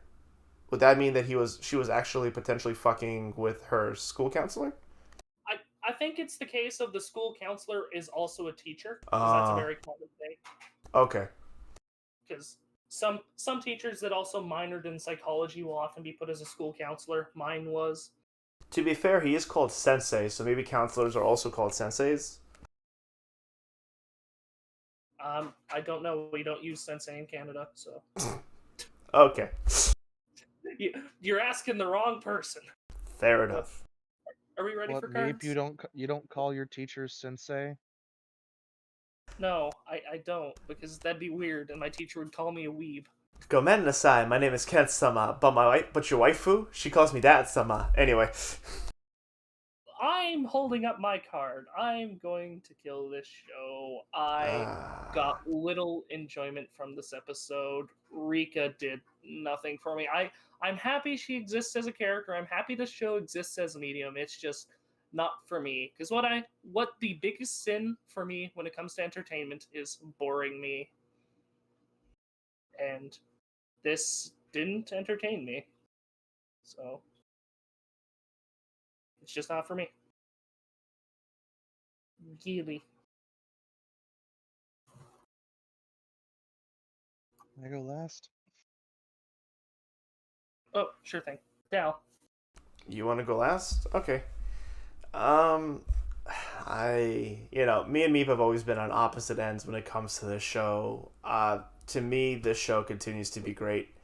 While this is the weakest episode, in my opinion, well, apparently not only in my opinion, probably due to the most part Rika and her being so unlikable. I mean, yes, intentionally so, but even the two girls summoned were like, there was nothing for me there to really empathize with. Like, I get it, and maybe I am wrong for dismissing their traumas or their situation that led to their suicide, but it's just Yeah, I think the characters. This episode is definitely the weakest. I feel the weakest about it than any other, but I still had a great conversation with you guys out of it. And the show continues to have that psychological insight and well written in empathy that I love this show for. Kind of wish they delved just a little deeper into what was brought up throughout the episode, whether it be with the summoned girls or Rika's past and her experiences. Um, as well as I'm kind of upset that we were left on a cliffhanger, but I was gonna say, I guess we'll just have to wait and see how this show handles two-parters, but I don't know if that's gonna be happening. It all depends on Gilly's vote. No pressure, bud. But at the end of the day, I mean, Gilly can vote to fuck the show and choose not to keep watching it for personal reasons. Regardless, the show is gorgeous. I love what it does with its characters. I am still extremely fascinated. I am holding up the fuck card.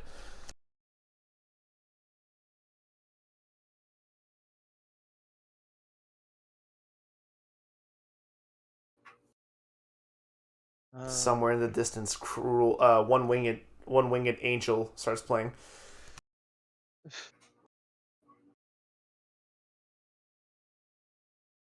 Oh. I'm gonna fuck this episode. Honestly, this has been the only one I've liked so far. I still don't like the show, but this has been the only episode I've actually liked. I don't know, it's a lot of stuff that I can understand a lot better than previous episodes. Things I get a lot more.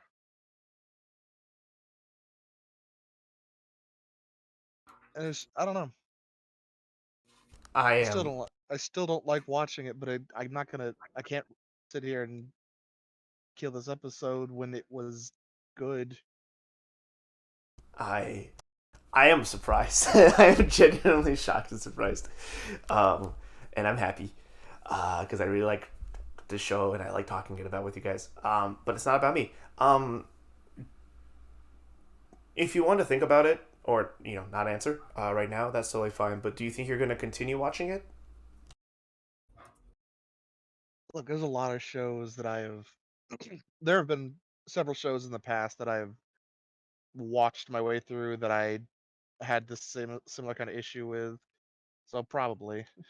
Okay. In that case, I really hope Rika gets better from here on out. I really hope that she has. I I can't say I hope she has the best character development, but I hope she gets some really good character development coming up. If she's not dead.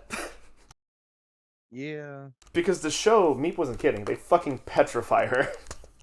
Yeah, and the problem is, remember all the people that they're trying to bring back are statues. Oh.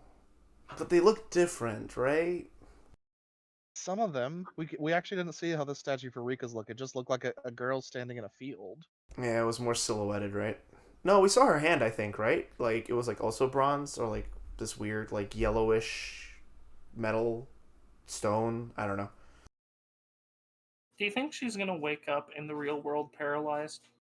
Jeez, that would be fucking awful. Because I can straight up seeing her losing the will to live at that point.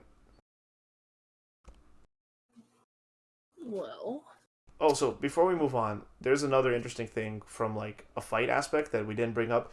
Rika is an incredible fighter. She is leagues ahead of I in figuring out her powers and her combat ability in this world. So Ai's gonna have a tough time in this fight. the so from that we move on to So I'm a Spider, So What? Episode 4. Spider flees the dragon and learns she is in a harder layer of the dungeon. She kills a monkey and starts a feud with all of the monkeys. And through the power of webs, poison, and the Fallout level up system, she extincts all the monkeys better than Frieza could ever dream. Okay. Dalaron's losing it right now, but look, It was a gradual.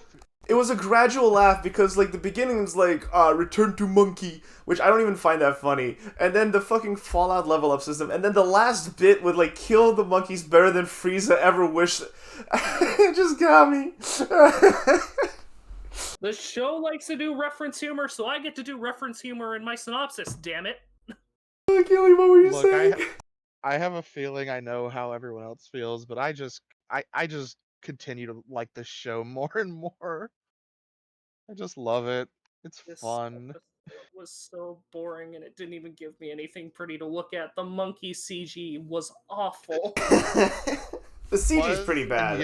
Yeah, the monkey CG has been the absolute worst CG. I think it's worse than the dragon. I don't know. Oh, you mean the fucking floppy crystal ass having dragon ass?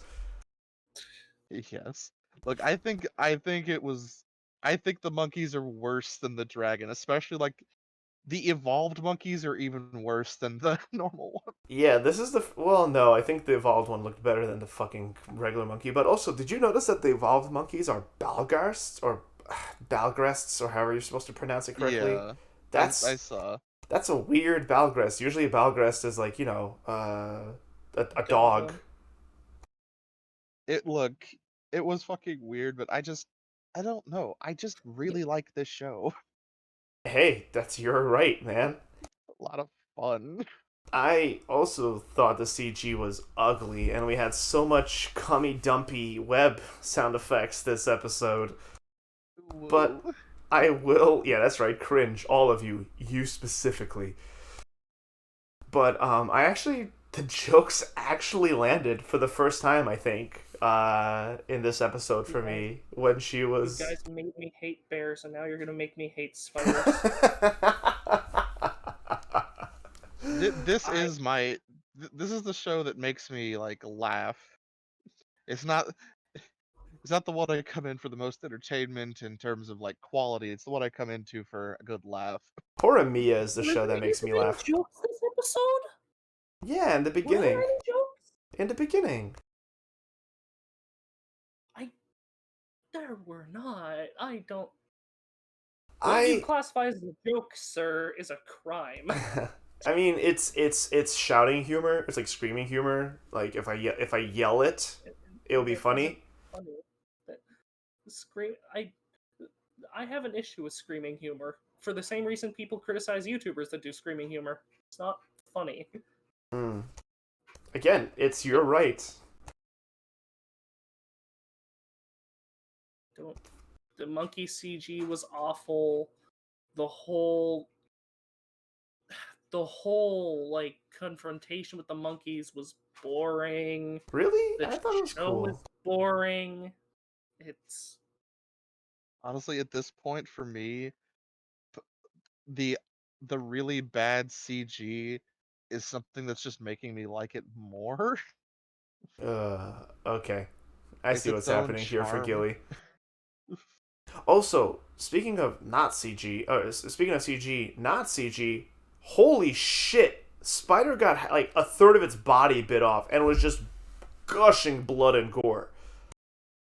Yep. Yes, the gore isn't super detailed, like you don't see organs come out, but like there were chunks of meat coming out, and just thank God for leveling up. Thank God for video games where when you level up, you get all your health and mana back. It's a full restore. Yep. I'm not sure how I personally feel that they're gonna. I wanted to see that evolution at the end of this episode, but no, we're gonna have to wait. The show specifically said, you can evolve. I think I'll save it for another time, and winked at the fucking camera. My theory is that this is going to be her learning, oh, if I choose not to level up, I can level up my powers further. And like a lot of JRPGs, yeah, you can choose to advance your character now, but if you level up another 10 times, they'll have better stats when you evolve. I always hated that mechanic, but yes, it is a staple of JRPGs. Do it in Pokemons. Hold on, let me rephrase that. I hate that mechanic when you can't go back to a different job, class, form, etc. if you can go between jobs and classes and forms, whatever, then yeah, that's great. Like I love give lower level classes,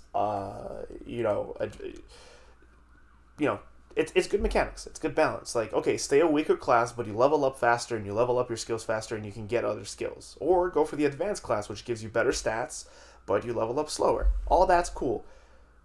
But you missing out on shit that you had no way of knowing unless you looked up a guide sucks. Oh, what about replayability? Not everybody wants to play the same game multiple times. There's so many games. I just want to play my game, get the most out of it, and go enjoy it and go to the next one without feeling like I have to do it all again because I missed like 3 things. Well, if we kill this episode, there's a chance we never have to talk about it again. I know, but we have to vote honestly. But I will say my guess is she's probably, from what we Jesus Christ. What happened, Gilly? Holy shit!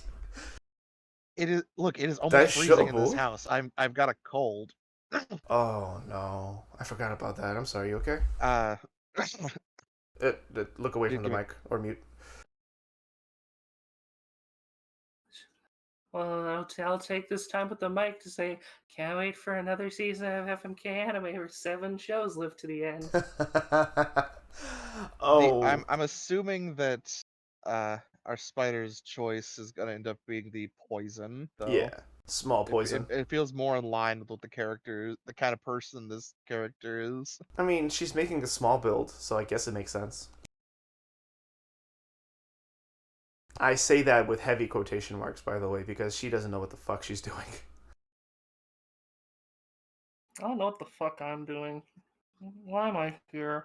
Why am I watching this show? Meep, I'm surprised you haven't, like... At first, I'm surprised you didn't like the combat encounter question mark. Second of all... Because it was boring! Okay, I got that. I'm just surprised you found it boring. That's what I'm saying. Because, like, after all, like the monkeys, like, they died to the greatest of all damage types. Fall damage. It's like watching the worst kind of gameplay loop. It's the same thing over and over. Spit web, throw poison in mouth. It's like watching a shitty gameplay loop from the shitty Ruby game. Oof. It's boring to watch. It would be boring to play.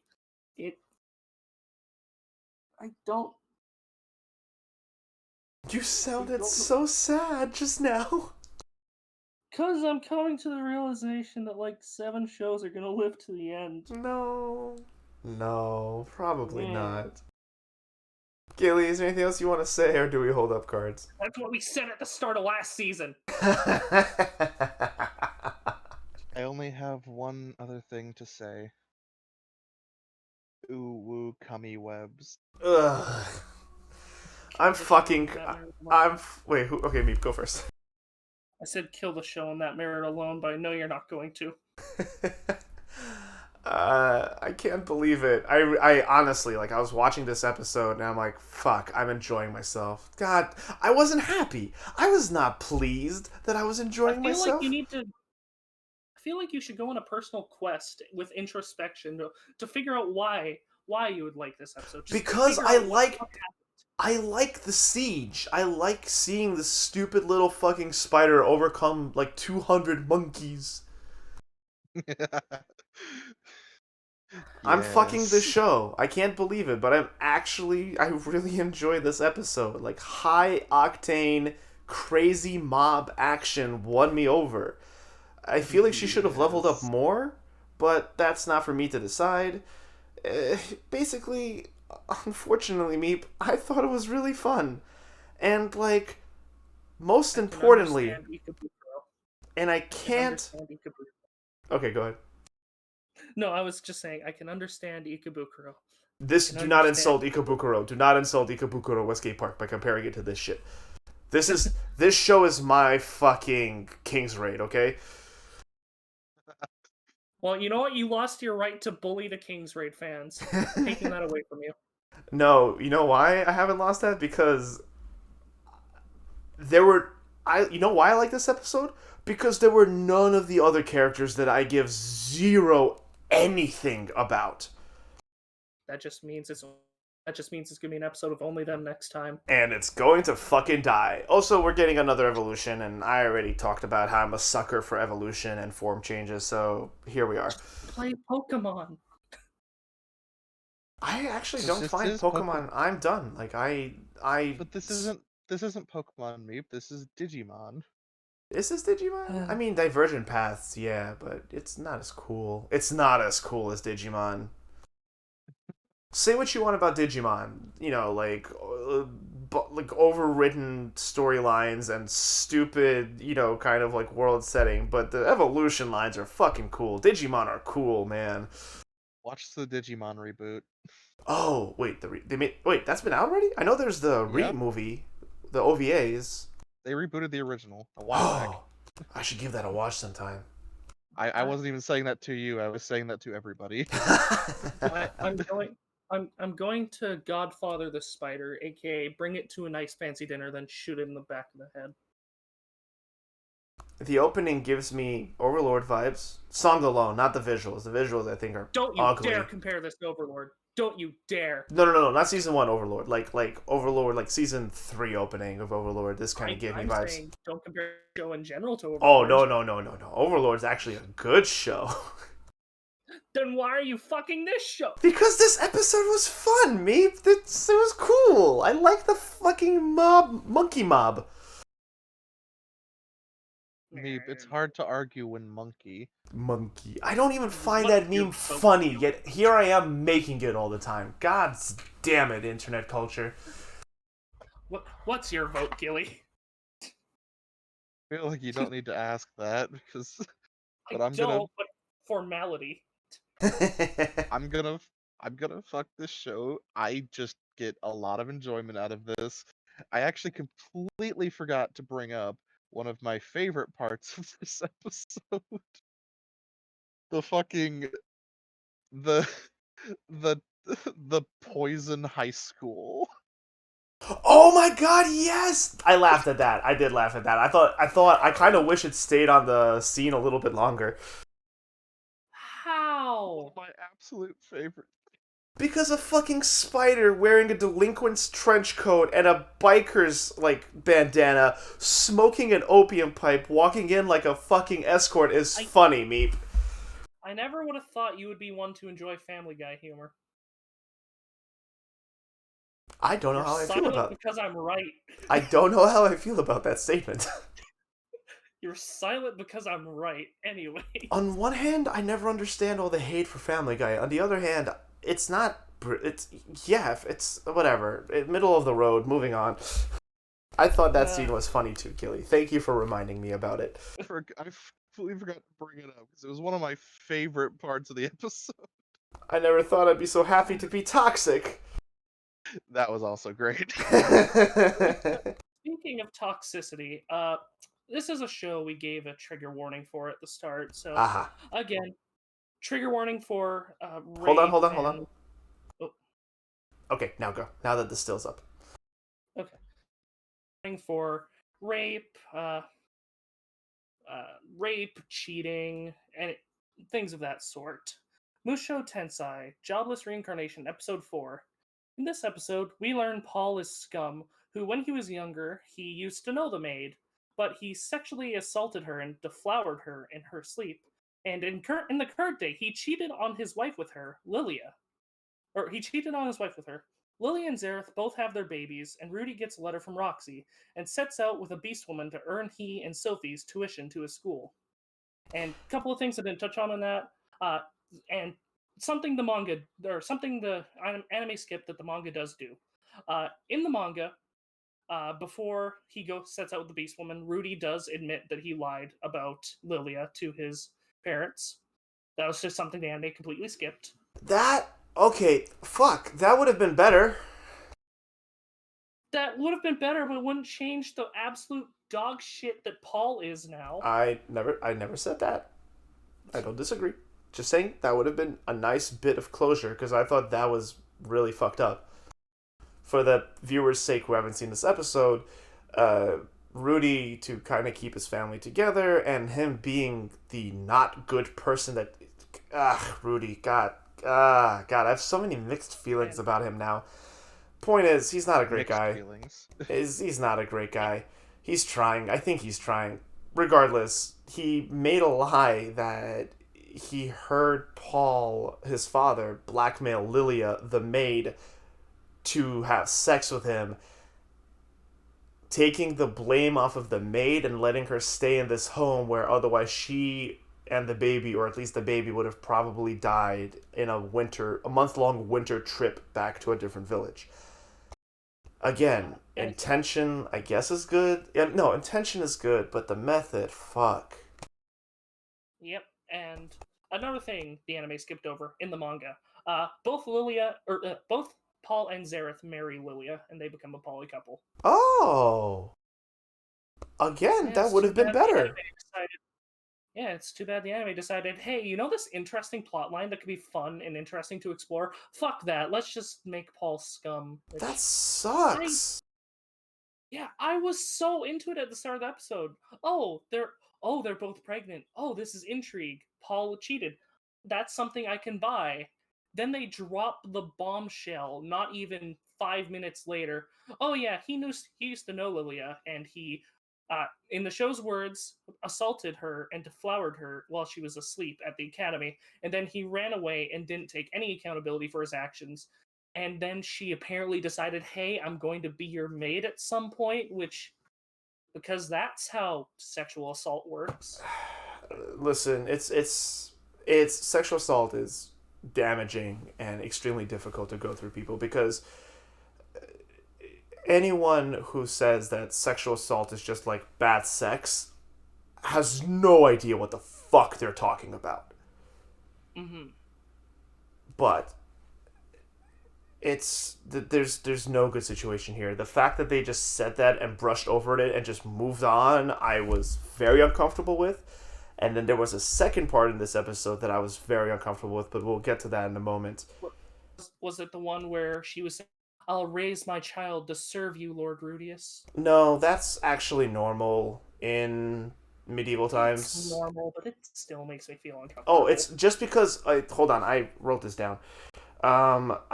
We had to discuss this before the session. Sorry, we cheated a little bit. We didn't really get into all these details. This is the most we've talked about it.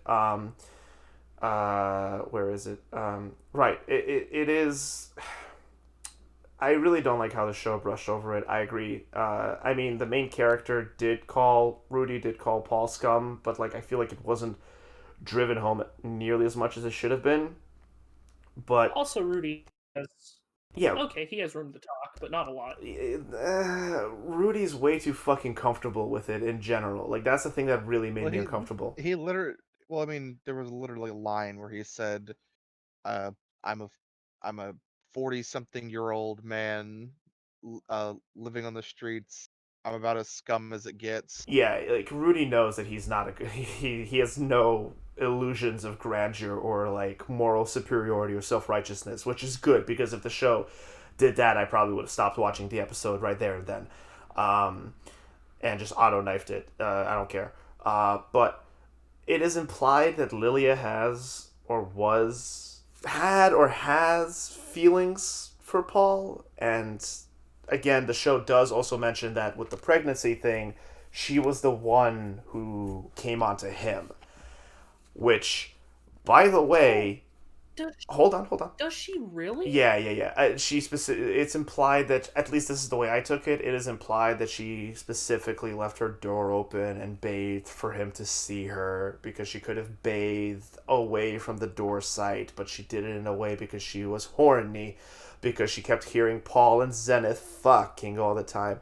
Also, last week and the week before that, we made the joke, right? Does the maid watch? Do they watch the maid? Does the maid get... And when the episode opened with this, my first note is, we were kidding! Well, no, I legitimately thought she joined in because I thought that's what kind of couple they would be. Then again, Zareth is supposed to be a cleric, so it would make sense that she believes that She's a cleric? marriage should be a sanctimonious union. She's a cleric? But no, we don't get to see any of the fallout with her and Paul. It's just a time skip, and they're okay now. But Yeah, we saw. I don't know. Zenith's Mom's delivery was really strong and sharp. it was. I wished we saw more of it and didn't just see a magical resolution. I wish we would have actually, explored how is this gonna work instead of just let's cut out this chunk of the manga where they decide to be a poly couple. Which And sucks because I would have been so happy to see more polyamory and polyamorous and polygamous representation in media in anime. That's such a fucking bummer, man. it is, and Also, hold on. I this is my fault. I went on a tangent just to go back to what I was saying before because I think it is important.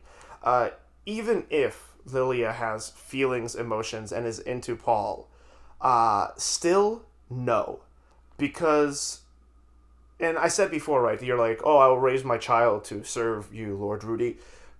Again, not that uncommon for this time period, right? That high fantasy emulates. But just because something was done a lot more often, still does not make it okay. Yes, we're in a different world and it's a different time, and just because their society can deem the actions that Paul did and the overall shit that happened as not that uncommon does not make it okay.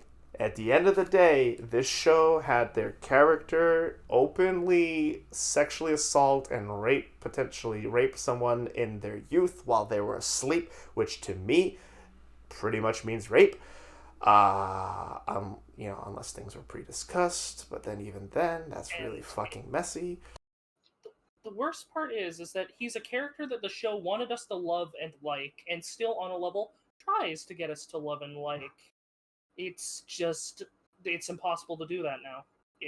I don't know if I fully agree with you because the fact that she at some point went to him wanting to be his maid, even after even if she was into him at the time, he still, while she was asleep, crossed a huge boundary, an uncrossable line. Yeah. Do we want to get to the Roxy letter?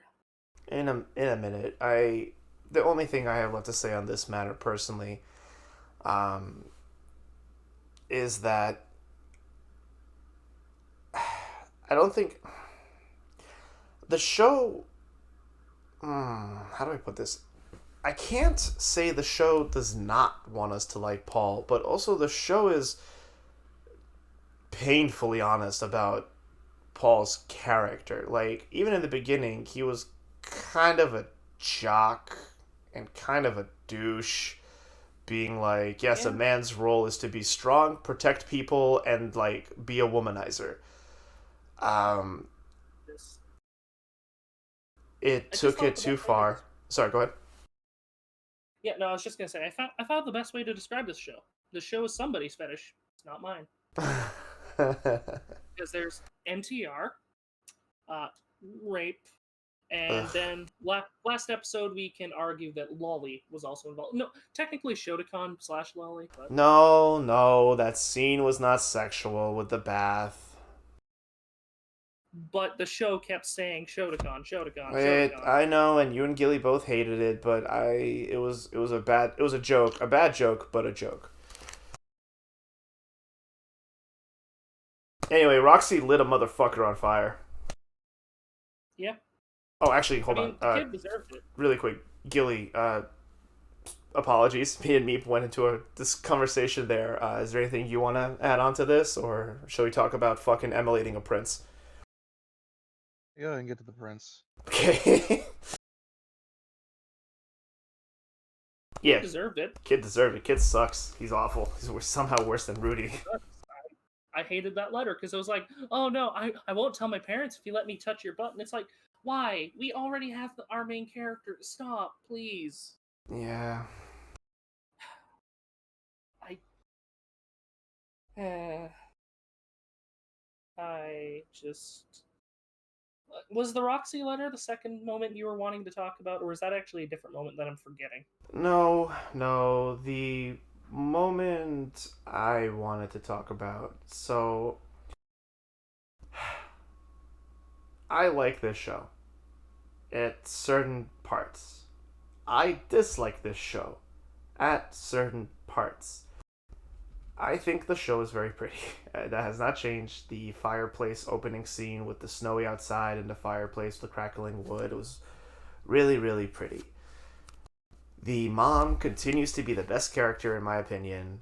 I like how she just did not let Paul get away with his bullshit, and I kind of wish we saw her hitting him, but otherwise, I kind of felt the punishment.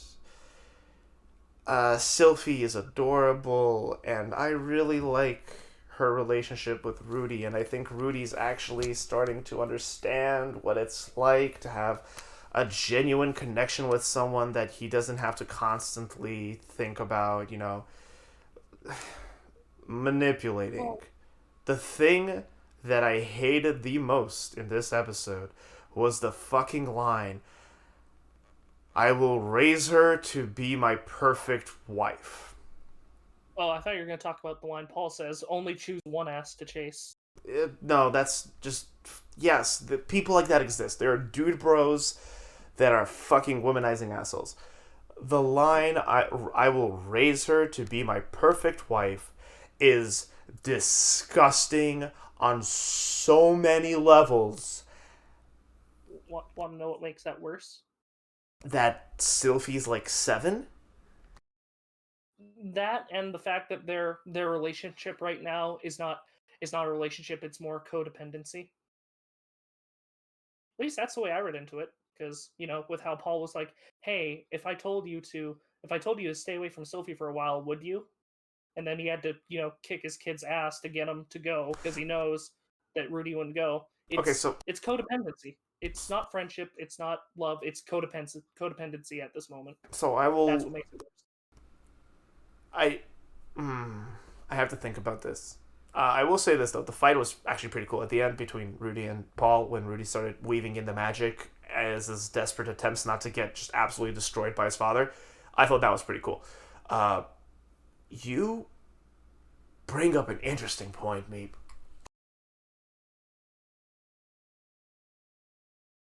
I completely see where you're coming from. I don't know if I agree with you. Not because I don't. I don't disagree with you. I don't know if I agree with you because they're both fucking sad. Sylphie has no friends. Sylphie has no friends because she looks like one of the dangerous demons, and there is a level of dependency on Rudy because he's her only friend. But I do genuinely think that they are friends as well. Like they genuinely just enjoy hanging out and spending time together. Now, is Rudy codependent? It's so hard to figure out because of just how fucking toxic of a person he actually is. But huh. I mean, I'm not gonna claim that point on my own. It was something I realized in hindsight when talking with someone else about this show, because I had to know if I was going insane or not. If I was the only one that thought that this episode wasn't okay. So I'm not gonna sit here and be like, yes, I'm smart. I thought of that point. That was something someone else brought up to me when I was talking with them in a call, and I was like, that is a very good point. I will pass that on. Because at first I was going to bring up the scene of, oh yes, the father beats up the son, which you can't. I don't know if you can call it abuse or not. It isn't abusive. It's something done out of love, but I thought it was unnecessary for the father to do that to get Rudy to go away. Thank you for clarifying that because I was about to check you, but yes, it's not abuse. He doesn't beat his son. They constantly sword practice, and he basically says, "Beat me with the sword now, or you're going away with this person on a job away from Sylphie." and away from our life here. And Rudy loses, obviously. Paul is a skilled swordsman through and through, and even all of Rudy's magic can't stop him, even though there were some incredibly good scenes. Rudy using water. My favorite is Rudy using water magic to make the soil on the garden so soft that when Paul would attack, like come in for his next attack, his foot sank into the soil. I thought that was so cool and smart and clever. And just the fight itself was just really good to watch. It was really short, but the use of different magical effects was really cool, and I thought it was, the different sword techniques. Good job, show. I thought you did very well there. Also, are we not talking about barbarian wolf fighter lady? I want to pretend she's in a different show. She is the most scantily clad character we've gotten thus far. The only thing keeping it from being nudity is just those little tiny nipple clamps. They're just metal pasties. I mean, it's got a strap that goes all the way across, but it doesn't do much. They made her more skimpy in the anime, because I thought they made her less skimpy in the anime, and I checked. Oh no, it's just the coat, and also she's wearing pants in the anime. The in pants the manga, are nice. She doesn't wear. She wears shorts in the pants or in the manga. Like, despite her appearance and there's obvious sexualization going on, I don't hate her look. I think her design is actually really good. She is just... How tall do you think she is? Like 7 feet? 6'9", 6'8"? 250 centimeters. However tall she's tall. I do believe she's taller than Paul, right? Yeah, it's also implied she has had previous dealings with Paul. Knowing Paul, she probably used to be girlfriend, maybe. I doubt it. They might have fucked in the past, but like they definitely work together. They're mercenaries, is what I got. No, look, if they had anything like that, Paul didn't fuck her. It's like that scene. Oh, your wife totally pegs you. I actually, we got very little of her, but what we got of her was a nice change of pace. She's probably the most sexualized character appearance-wise, but not behavior-wise. She is just super tall, dark-skinned, gray wolf. She's a beastkin, and just pure muscle. Like, I'm talking like a 12-pack, and just like, she is cut. And she seems fun. I just like her, like she doesn't say a lot. She responds with yeah whenever she can, unless she needs to say more. But she's not stupid. She's like watching the fight. She's watching Rudy. She's tough. She's intimidating. I dig her. I thought she seems cool. She seems interesting. I did too. I thought the scene where she pushed Rudy up against the door in the carriage was a bit weird, especially the angle they chose, where it's like, it just reminded me of the angle where, don't you think camera angles in anime is weird, brother? What do you mean? It's just right under the boobs. Oh, I mean, we know what the show is. Listen, I know. This show, for me, the show's trash. I appreciate how honest the main character is and how honest the show is about being trash, but the show is trash. Now the question is it garbage? Is it toxic garbage, or is it just trash? Is it just trashy? And I still haven't made that decision for myself. I think I'm ready to hold up cards. I am going to kill this show. The fact that the show gets 8s and 9s out of 10s is beyond me. This episode, just at every corner, it's not like it kept getting more and more disgusting every corner, but every corner it had a disgusting moment for me, like between the whole, except for the start with the cheating thing. I was actually digging it. I really wanted to see that plot line go, but then we get a time skip and it cuts out a bunch from the manga, and it then drops the bombshell. There's the letter from Roxy, the line about I will raise her to be my wife. And it's hate that. It's it's, to me, it's toxic garbage. I can't with this show anymore. I'm killing it. Whoever wants to go next can go. I would like to go last. Okay. I'm there's not much I can say. I'm just gonna kill this show. Thank you. I've had very little. I the only thing I've ever gotten out of the show from the beginning was just it does look nice. But that's it. It has no right to Yeah, look as good as it does. The It's show, the same. it's a very pretty show, and I think a lot of the reason why it gets such good ratings is people people are really obsessed with the manga of it, and I think they want the show to be good. mm, Yeah, and it's just sad that they cut out a lot from the manga. I mean, it's nice. A lot of the animators from Akudama Drive are working on this. I can see that.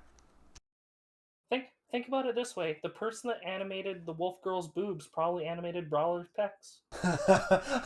Hey, what about the Wolf Girl's pecs? No, those abs were drawn by the people that drew Courier's abs. No, Hoodlum's abs. Fair enough. Good. Hoodlum's abs. Husbando. All right. So this show, man. This show, while very pretty to look at, like very pretty to look at, honestly, that again, this show has no right to look as good as it does. But despite that, this show is trash. This show is trash. Now, like I said earlier, it's borderlining hot garbage, like toxic garbage for me. What Meep said today about how, the show cut out 2 scenes that actually would have made it a much better episode. Like, you cut out... Fuck, okay, I get it. Yeah, polyamory, we live in a monogamous, mononormal society, in a mononormal world. I get it. But just to see the family come together, not just through Rudy's gross musings, or to see Rudy admit to his gross musings, would have made this episode so much better. You cut that, but you keep "I will raise her to be my wife."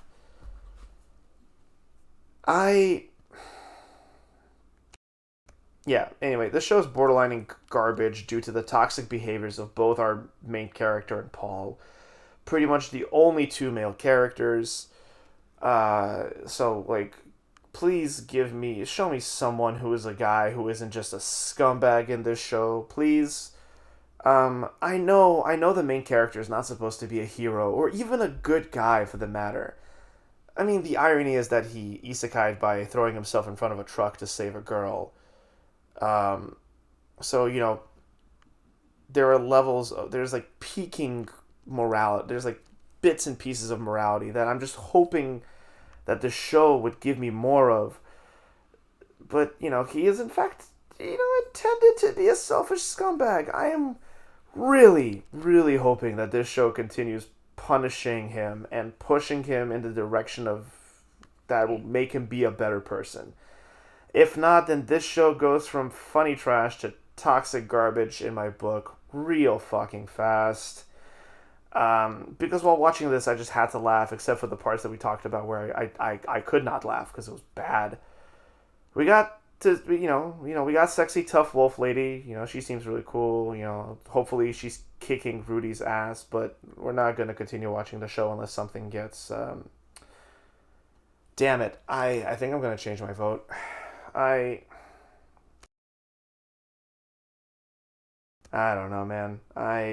Originally I was gonna fuck this episode.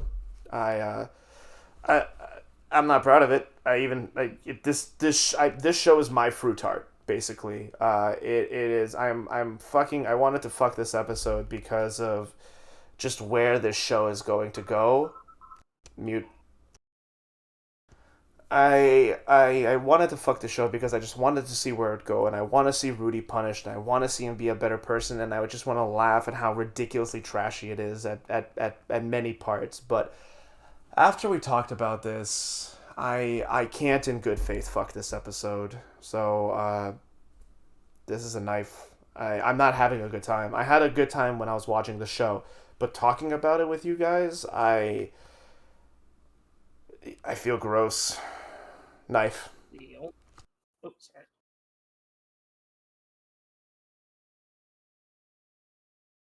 I'm done. Yeah, knife. I have to kill the show with you guys. I can't. Discussing the rape thing and knowing what they cut out and the whole raising this child to be my wife, which I think is one of the most disgusting predatory behaviors in the world. Like, people, 5 episodes from now, if you tell me that Sophie kicks Rudy's ass and just beats him to shit, not because she turns out to be a demon, in fact, in fact she is a demon, and she takes the magic that Rudy taught her and goes to take over the world, which would get a knife for me in general. But if she does just kick Rudy's ass for being a scumbag, let me know. The only thing I can see saving Rudy as a character is if they use Paul as a device that embodies all of Rudy's worst parts and have Rudy learn from it. But hey, that's actually pretty good. I don't see the show doing this. This is the only other show so far that's gotten just an all around knifing. Yep. The only other one was X-Arm. I would still watch this instead of X-Arm. I will say that. All of its problems, at least it gives me something to talk about instead of X-Arm that is just, you know what? We defecated on that show enough, I think. I wanted to fuck this episode. I had a good time with this episode. I want to see what Wolf. I'm going to watch the next episode. I will say this right now. I want to see what Wolf Girl does. Because is she just a sexualized trope, or will she actually contribute to Rudy's development?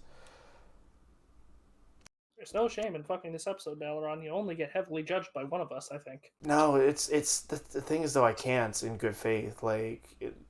If the rape wasn't, I was gonna say if the rape wasn't enough to win me or push me over, but that's not what this is.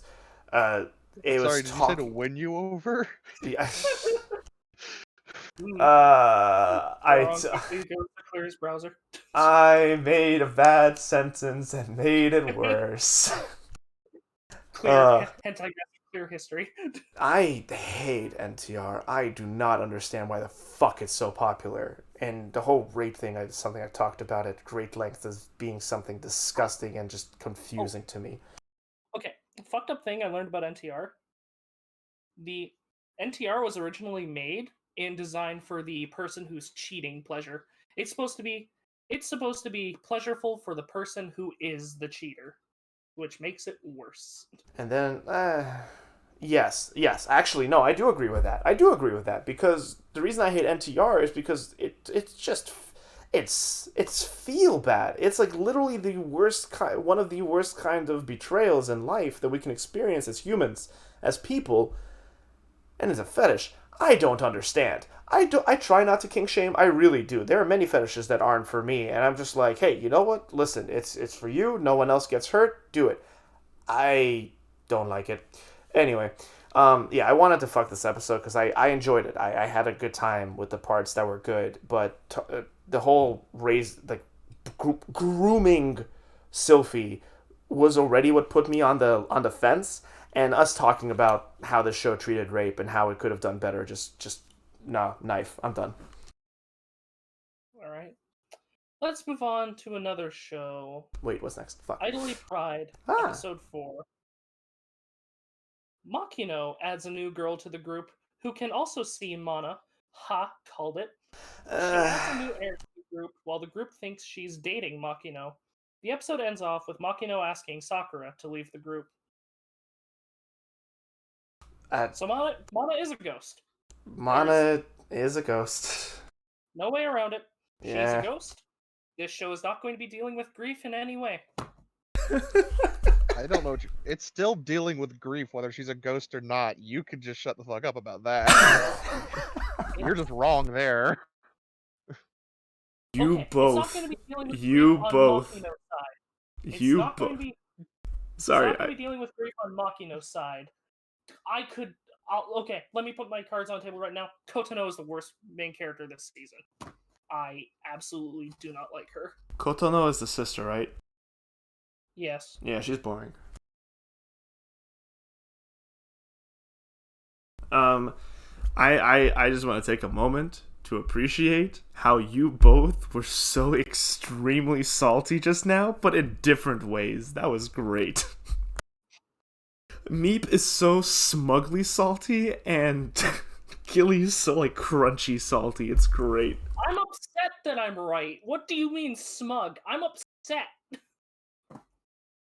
This is one of those cases where it's like, man, well, I do see your point. It could be Makino just being, crazy and dealing with grief in his own way. No, she's actually a ghost.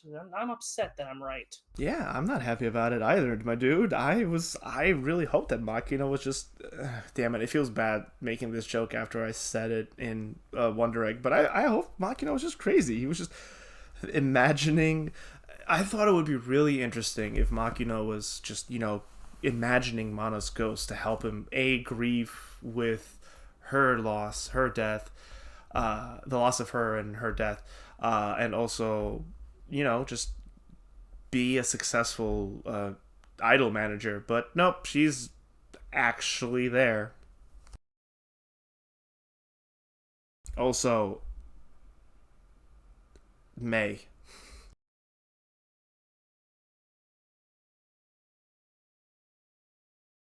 She's the only girl in this idol group that I like. Ah, okay. Glad you like her. She's fun. I can't tell if she's fake or not. Also, her first line was nya. So, yeah, that's the kind of girl she is.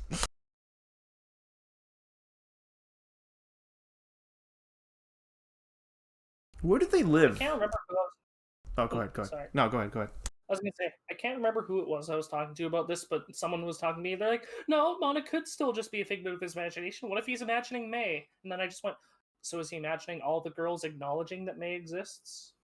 So I was just typing out a joke about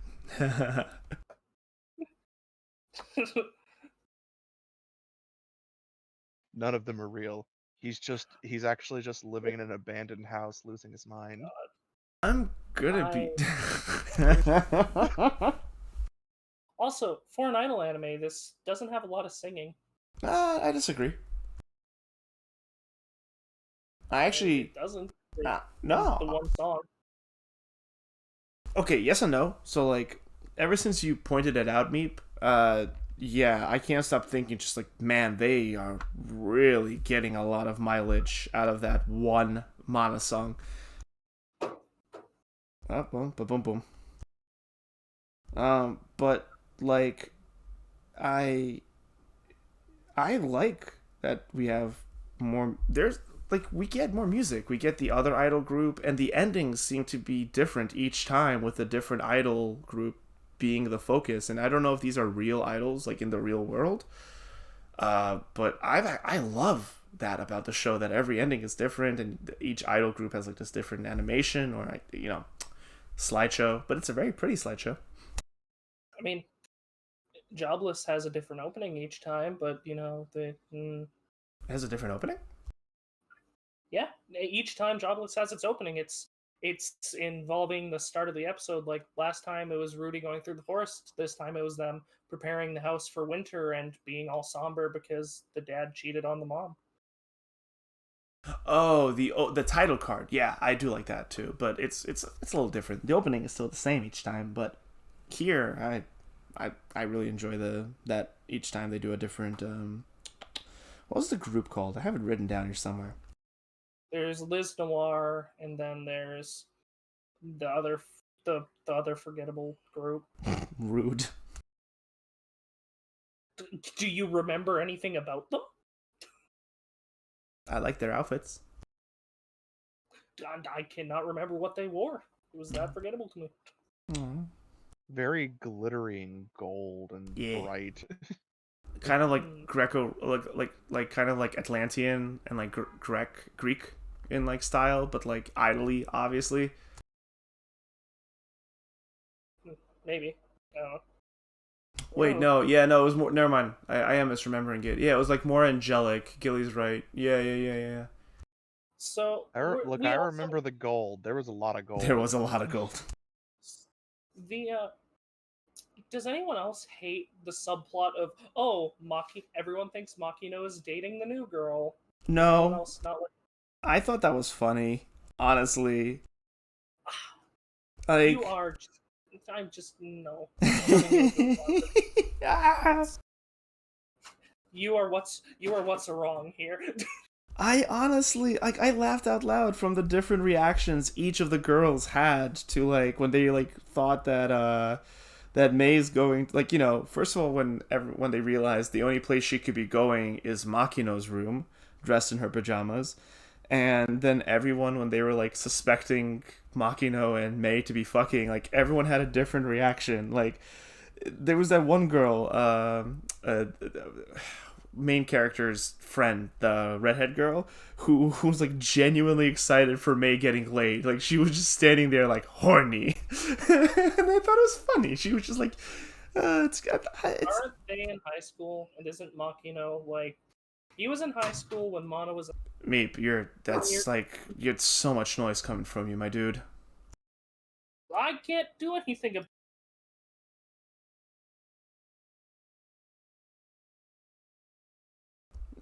Gilly, the difficulties of living at home, eh? I will say I'm a little bit. I'm not a huge fan of the same thing that I see in a lot of shows of, oh look, here's the one male main character who is perv, at least according to all the girls. Yeah, like they shut him I down. I get tired of that concept, but I mean it doesn't bother me that much though. I've seen it significantly worse. Yeah, true. And I think I think I'm right there with you at the same level, because like when Makino's like, yeah, you can stay by the room next to mine, and they're like, you're gonna be in the house, and then they shove him in the shed. Like they live in a very nice place, by the way. Like they live in like a almost like a, not a palace, but a very nice Japanese lodge. Also, why is the show so mean-spirited towards Makino? Hasn't he already gone through enough? Yeah, seriously, what did he do? Why does everyone suspect him to be this like pervy dude when he's just this quiet, respectful, professional guy? It's because he's the one main character in a female. He's the one male character in a female cast, so he has to be labeled as the perv. It is the law of anime. So said Matt Mercer. Yeah, what? Honestly, of everything, of all the moments of them insinuating he's a perv, I felt the worst for him when he's just having this casual conversation with our new character as they're sitting up on this like ledge, and the girl down at the bottom who is just dancing in the middle of a fucking alleyway starts calling the police on him. I forgot about that. Why the fuck did she? I mean, listen, I know that businessmen. Obviously, going to join the group as well. I know that businessmen harassing high schoolers is a problem in Japan, but and he panicked and he forgot that he was going to try to pitch her. I thought that scene was just really awkward and clunky. Felt so bad for him right there. I did too. I like Makino. I just wish the show wouldn't shit on him and he had a bit more focus than Kotono, because I don't like Kotono. Yeah, she's boring, she's moody, and I wish they either delved into it more or she actually pulled it back. Because who does she think she is? Yep, and we know it's going to happen again, because there's one character missing from the opening. Meep. Guess I just won't participate in this conversation.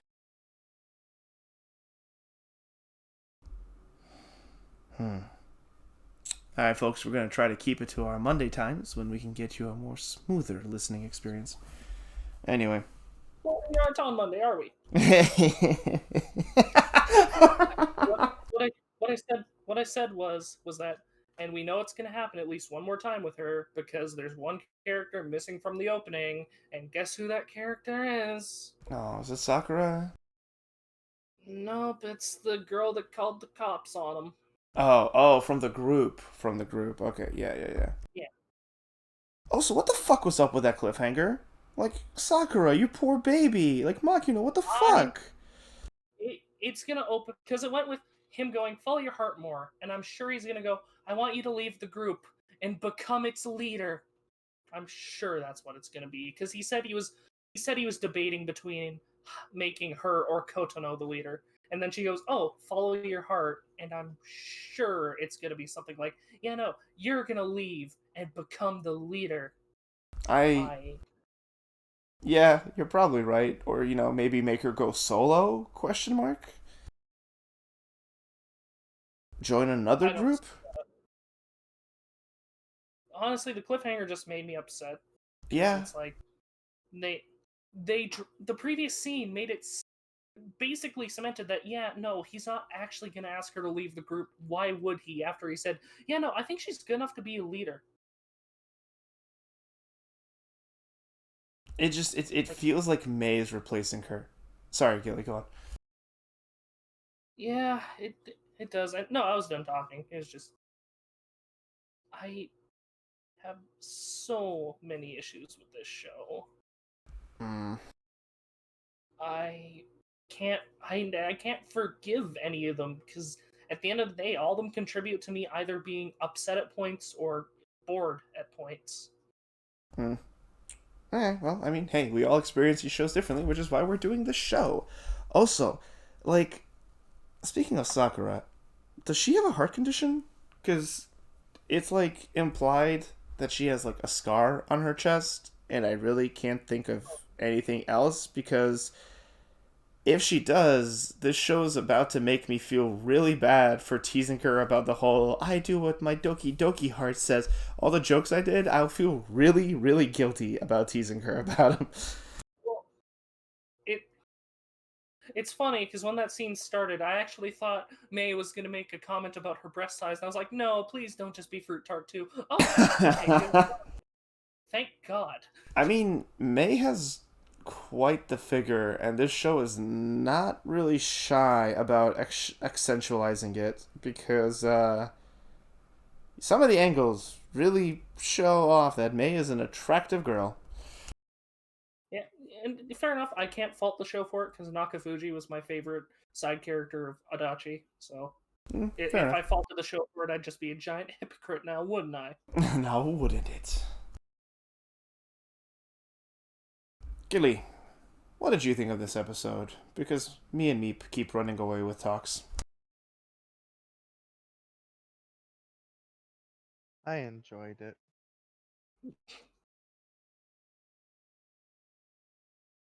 Yeah. I can't really describe it with this show. I just have a good time. It's nice. It's pleasant. Cool. Yeah. What did you think of May? Think of what? May, the new girl?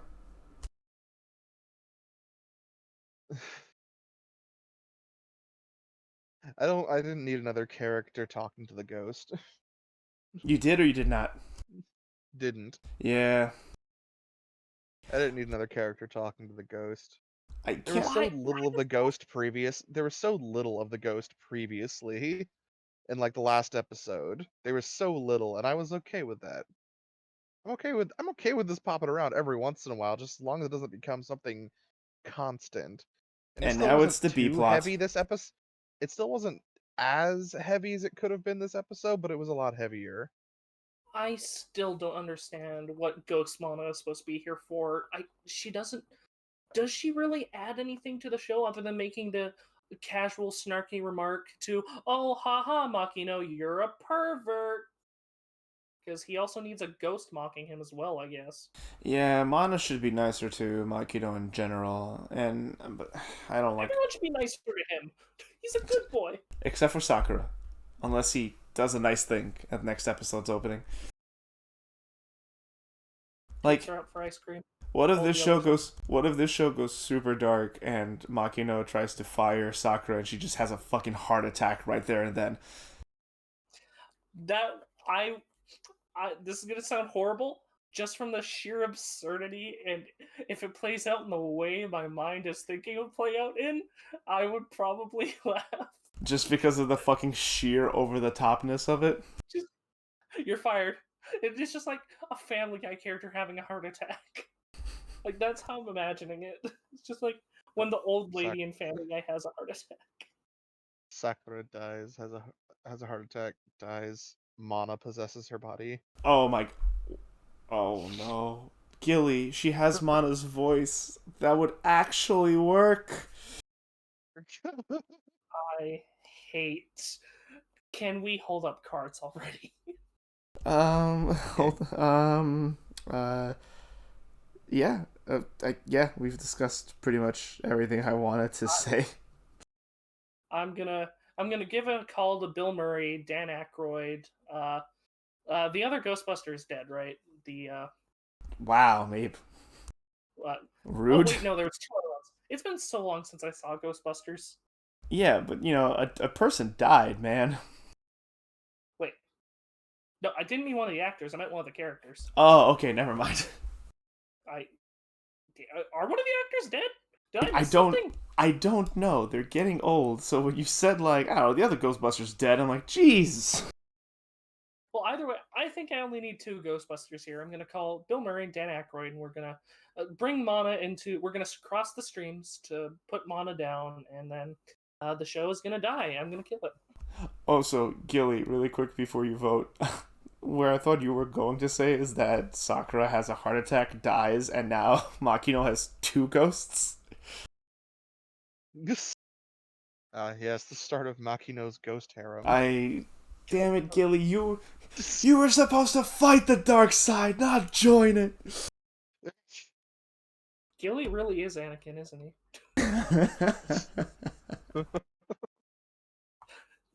I'm not wrong. I'm going to fuck this show. I like it. I'll have fun. I have a good time. It is nice. I just ignore the ghost stuff and then have fun with everything else. Yeah. Okay, how do you ignore the ghost stuff though? It gets so prevalent at points. By pretending it's not happening. I feel like that's not a good way to cope. I look at it and I pretend like I'm somebody standing in front of Makino watching him talk to himself. Dalaran, how do you ignore the ghost stuff? Is it by killing the show? Let me just start off by saying, Meep, you have a point. You didn't bring it up this episode directly, but you brought it up in the previous ones. Excuse me? Meep's right. Like, this is a lot of characters. And at certain points, it kind of felt like I was just going through the motions with the show. Like, okay, we're doing this now. Okay, cool, we're doing this now. Okay, on to the next thing. But surprisingly, I'm entertained. The characters are charming, each in their own way. I know, Heath, I know. But, like, yeah, each character is kind of, we're getting, you know, more and more personality, and they each have their own personality, and I think that's charming. I think it's really funny that, the fact that the princess character is just a giant idol otaku. I think that's funny. And, like... Gilly is Anakin, you're Palpatine. Shit, no, come on, don't do that to me. If anything, I'm Anakin. I'm the one who's, like, turning over, saying, like, oh, this is my Kingsraid, oh, this is my fruit tart. At least Gilly knows what he's doing. Do it. Do it. Join the dark side. Looks at your fucking avatar just to fucking... Do it. Oh no. Meep, he's used his Gias on me. It's pronounced Gesh. It's not. It is. It's a Gaelic word. Yeah, so if you're gonna read it in Gaelic, it'd be Geas. It would be Geas. You might be mad at Jeremy Crawford for it, but he did confirm it's pronounced Gesh. It's Gaelic. if you want to quote Gaelic, it would be Gaish. Anyway, the characters are I find him interesting.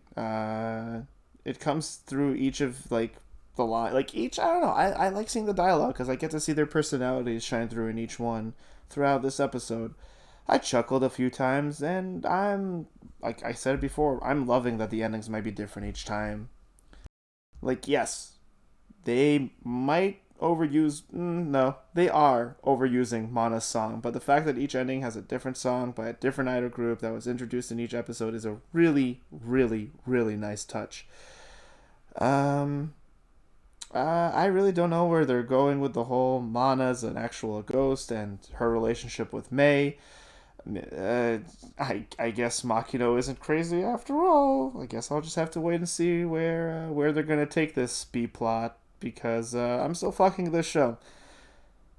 I thought the cliffhanger was mean. It made me upset. I was actually upset. I messaged a few people like, "Fuck." But I'm getting a kick out of the show, just like Gilly. I even though I'm so tired today and I have a pounding headache, I still remember having a good time with the show. It sound like in your little talk there that you kind of also had a bad time with it. So Yeah, no, there are things. do you need Nothing. help? Do you need help? Is this? Is Mana behind you? There's nothing. Meep, there's nothing you have to say. Dalaran doesn't need any help. I don't Right, like. Dal. I don't like that threatening tone. I was gonna make the joke that Mana's behind me holding a knife, but I think it's actually Gilly dressed up as Mana, which is terrifying. Let's move on to a show that I can actually talk about without wanting to turn myself into a Wonder Egg. Horimiya episode Holy 4. shit, Meep! No. I had to segue somehow. That was No, the first thing that came. not like that. You made the joke first earlier. Did I? Oh, damn. All right. Then bad Dalaran. Because you said no, Meep, don't do it. Then you'll become a Wonder Egg that we have to crack. Okay, yeah, I said don't do it. You still made the joke about the Wonder Eggs. Anyway, Horimiya episode 4.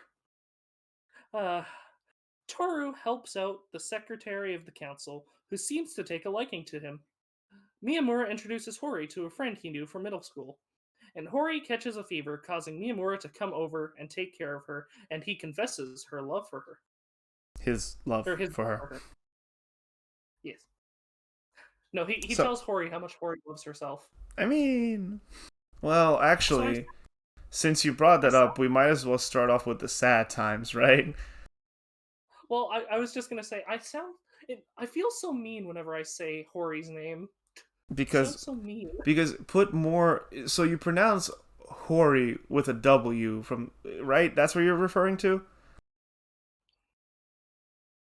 Well, H and W are pronounced the same way. It's a different inflection. It's like a softer H, like Hori, yeah, instead of Hori.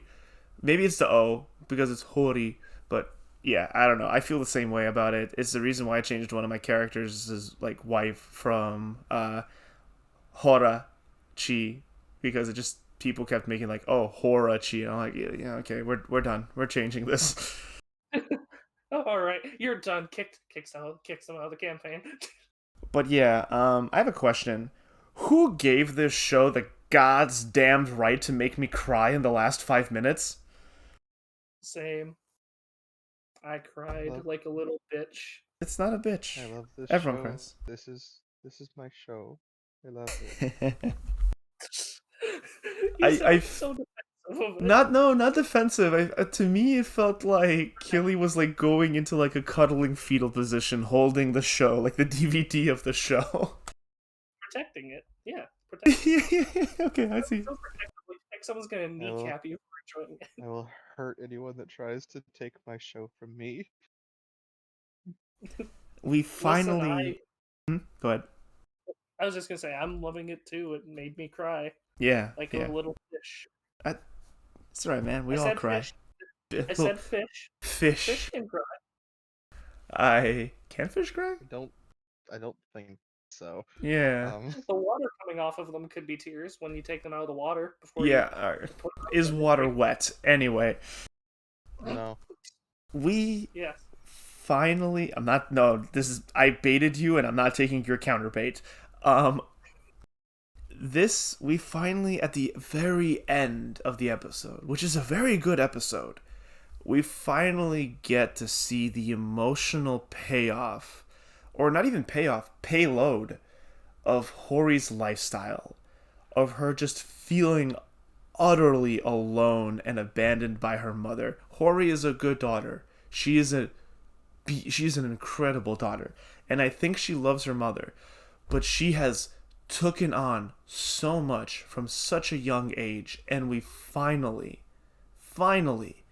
it took a fever of like 38.7 to have her break Celsius. That's really high in Fahrenheit. That's over 100. It's like 110, I think. I don't know. Someone look it up. But of her being fever high. But she finally broke down and just cried about her mother never being there and always leaving, and her just not wanting her to. And God damn it, I cried. And this is what I loved about the reason it made me cry is the idea of being a responsible parent versus being a good parent, because sometimes those two aren't always in the same boat. Now I remember Snaps I clowned on Ikebukuro for okay, I didn't really clown on it, but I thought it was done in a really weird way when they mentioned like the whole I had to give up my child until I was ready to take care of them. I'm starting to think that might have been a good choice for Hori's mom to do here, because she's a single mother. There's no getting around that. At least from what we can tell, she is. Like I highly doubt Hori has a father figure living there, or else they would have someone at home taking care of the kids. They actually mentioned Hori's father just not being around. Yeah. It's actually specifically said in the flashback. Yeah, so assuming that he left the wife, or maybe works overseas or something, I do really love how they tackle the being a responsible parent versus being a good parent. Because sometimes the responsible thing to do isn't the good thing to do. Well, yes, It's true. providing for your family, working and earning money is a responsible thing to do. That's not what's good for your child. Yeah. If you're never around. Yeah. Whatever Hori's mom does is, it's apparently very demanding. She's not around very often at all. Right? Like, this is beyond just simple salary work, right? This has to be something else. But at the same time, we don't know. Like, the show doesn't make a big deal out of it beyond the fact that she's never home, which is already a big enough deal. They did. I mean, the last episode they did make a big deal out of it because she was almost shocked that her mom was there. There was a shock that she was even there. Like, it was just I said that was episode because last episode. It's not the point. Sorry. At all. The point is the shock that her mom was even home pretty much just verifies that whatever she does is extremely demanding. And whatever it is, it actually has her not even living at home a lot of the time, from what it seems.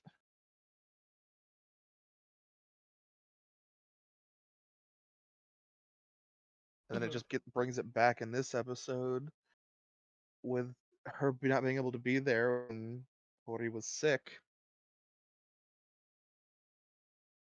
It's just a whole rough thing. Yeah. Yeah. We got to see a lot of stuff for both sides. There was a lot of stuff for Miyamura in this episode too. His whole how he was in middle school, how he got treated, and making his he does have another friend who apparently just we're now meeting Shindo. Oh yeah, awesome. fuck. I love him. Yeah, I thought I wouldn't. I thought he was going to be like, heavy quotation marks, an antagonist when he was introduced, but this dude, he's a good dude. Yeah, and he finds himself a girlfriend, wants to go on a double date. And god damn it, Miyamura, why didn't you use that as an excuse? And Hori wants you to call her your girlfriend. And I thought that was really cute. It was very cute. Also, I love how she's going on about how he never gets flustered, and now he twice in the same episode he gets heavily so. Yeah, and also, can we The also, first during time is his... that text message, which is just the cutest thing. I Everything thought it was about funny. that scene. His Yeah. utter panic to grab his phone and delete that message.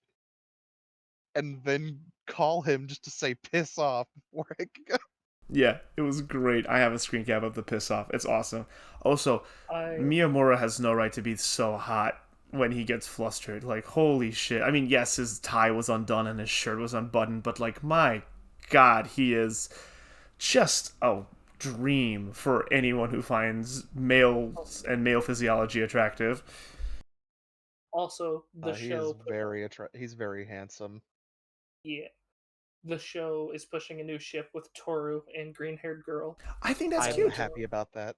Because she's like real nice and Toru needs love. He's a good guy. I think he's He gonna really burn her, is. though. I'm sure he's going to do something stupid. He seems like the Yeah. type. Also, Remy also- continues to be the fucking worst. Yeah, or wasn't it her that brought up the possibility that Miyamura and Hori could be fucking? Yep, and then Like, she's in the like, hallway? I think Hori would be better with Toru. And I'm just like, you little shitling. Shut the fuck up. Stop provoking people, you I- empty gremlin. I think the best thing that came from what she was saying was like when she was asking them, so are they really not dating? And then everyone in the room is like, we don't know. Except for Remy. There was like nobody that actually just flat out denied it. They are all just like, we don't know. Everyone froze except Remy, who asked the question, and Green Hair Girl. Yeah, because green-haired girl was the one that brought up like, what's taking those two so long? And in reality, he just dropped the Coca-Cola and dropped the change. I thought that was funny. And even someone was said funny. Miyamura probably dropped his change, and people were like, what? No, that's stupid. And I'm like, heh heh heh. I fucking love that. The way that the way Toru Ishikawa just kept getting with that when they got back, not realizing what was going on. It I'm was... And sorry, then it just opens his happened soda and it sprays in his face. Homie needed to cool the fuck out. I fucking loved it. It was so good. It was so that whole exchange was so funny. This is So the it best was episode. funny and it was so fluid and well done. Mhm. Yep. It's the best episode of the show so far. Is it the best episode? I don't know. Every Because of episode how is the best episode. this show goes from being super fluid to sometimes being slightly awkward about its pacing.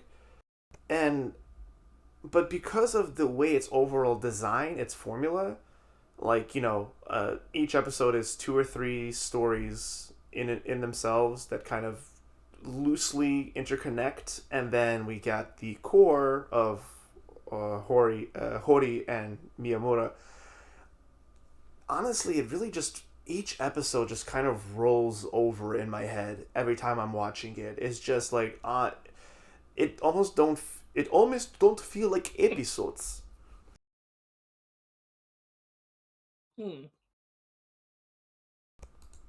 I mean, do with that what you will. It's just how I feel about it. Like, you said, like, oh, it feels like the best episode. And I'm like, oh, what? And how do I feel about the other episodes? And then I just remember the timeline of events. I don't even remember what happened in which episode. It's just this stream of events. And I think that's a really good way to do, like, intimate slice of life. There is no best episode. It's all perfect. Fuck Remy, though. I hate her. We're I gonna hate have her. She sucks. I just think this is the best episode because we had a lot of emotional payoff, including the whole "I love you" thing. Because I didn't start crying until the "I love you" came out. I just I really hope Hori actually does something with it and doesn't just pretend she didn't hear it. Me too. Because it's, I don't know, if the show keeps doing this whole will they, won't they, when they Yep. both obviously are into each other, it's gonna get a bit old. Yeah, I've run out of patience when it comes to stuff like that in anime, almost as much as I've run out of patience to isekai shit that we talked about in Spider before. Are you sure about that? Hey, I liked this episode. It did something new. Hmm. Name an isekai where Spider fights a mob of monkey. Kimono Michi, rise up. Really?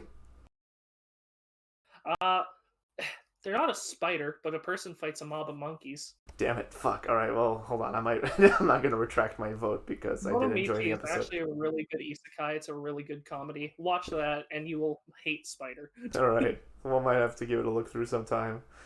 We should have watched it during our FMK Discord watch party. Yeah, but one of the people there, they're not a big person on anime, and I really wanted to get them, so that's why I suggested Golden Kamui. Anyways, Fair, we're getting fair. off track. Point is, Horimiya is a very good show. Remy continues to be the worst. Shindo went from stupid comic relief to great guy real quick. But Shota is still the best character. Sorry, Sota is still the best character, though. That's very different, Dalaran. I'm sorry. I don't like you talking about the little boy and calling him Shota. No.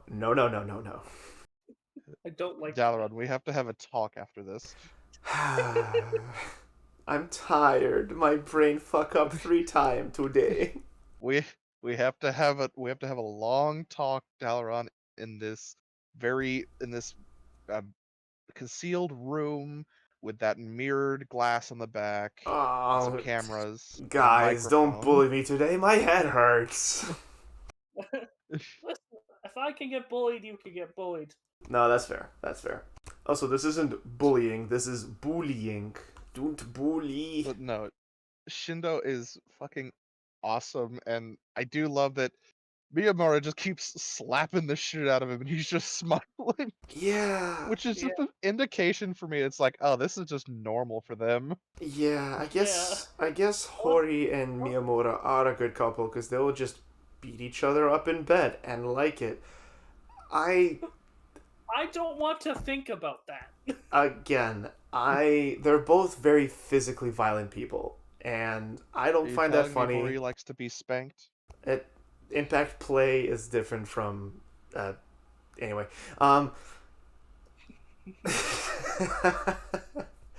you can't fake. Anyway, I've gone on record before talking about this with Hori. I will go on record now saying this with Miyamura. The show has a slapstick humor that now that I know it's a slapstick humor and it's not just Hori hitting Miyamura all the time, I feel better about it. It's not my cup of tea. It's not my humor, but Miyamura's going to keep punching dudes and Hori's probably going to keep punching Miyamura, although she hasn't really done that recently, and I like that. I'm kind of curious if they're gonna ever delve into, because Miyamura seems to be very strong, and I'm kind of curious if they're ever gonna delve into that. I can he see just him. like hit the gym after middle school. I can see him taking judo. But Dalaran, everyone knows Tom and Jerry were a gay interspecies couple. Okay, good night, everyone. Let me remove Meep from this. Disconnect him real quick. When the halfling gets with the Goliath. No, anyway, moving on, please. Is there anything else we want to say about this beautiful, wholesome show? There was an actual point I did want to bring up. Oh, was there, Meep? Was there? Yes, I do love how Hori says, then why don't you slap Toru? Then he goes, wait, do you think we're good friends?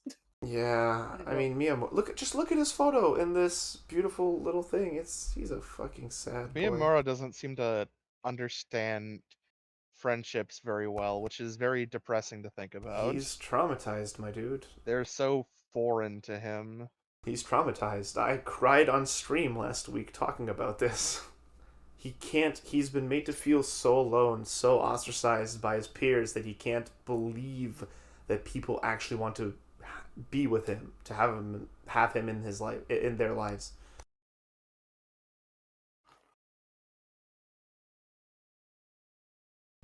Sad. Yeah, I mean, are there any other points any you'd like to bring up, or are we good for cards? Is there anything I want to bring up?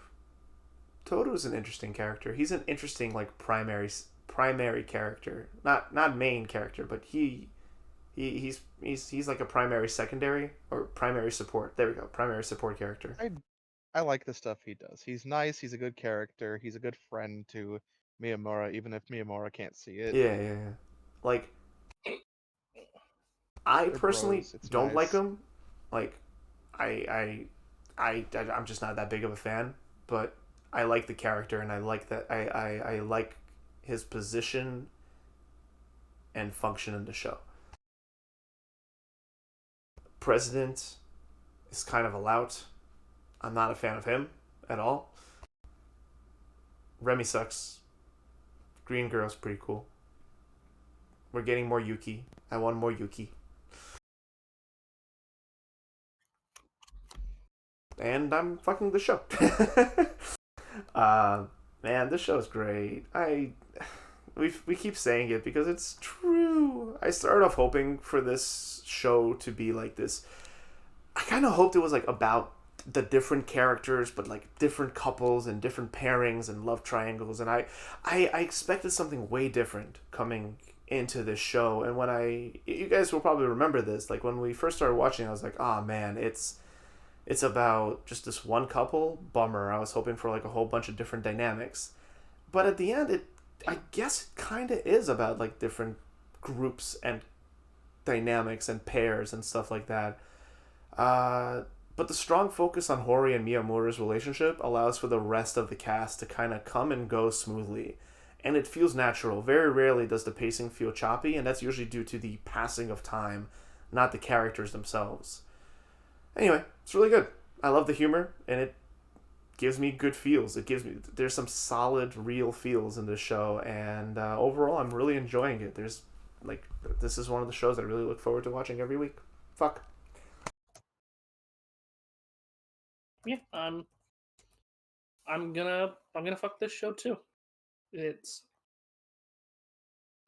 really good. I really enjoy it. It's nothing much else I can say about it, really.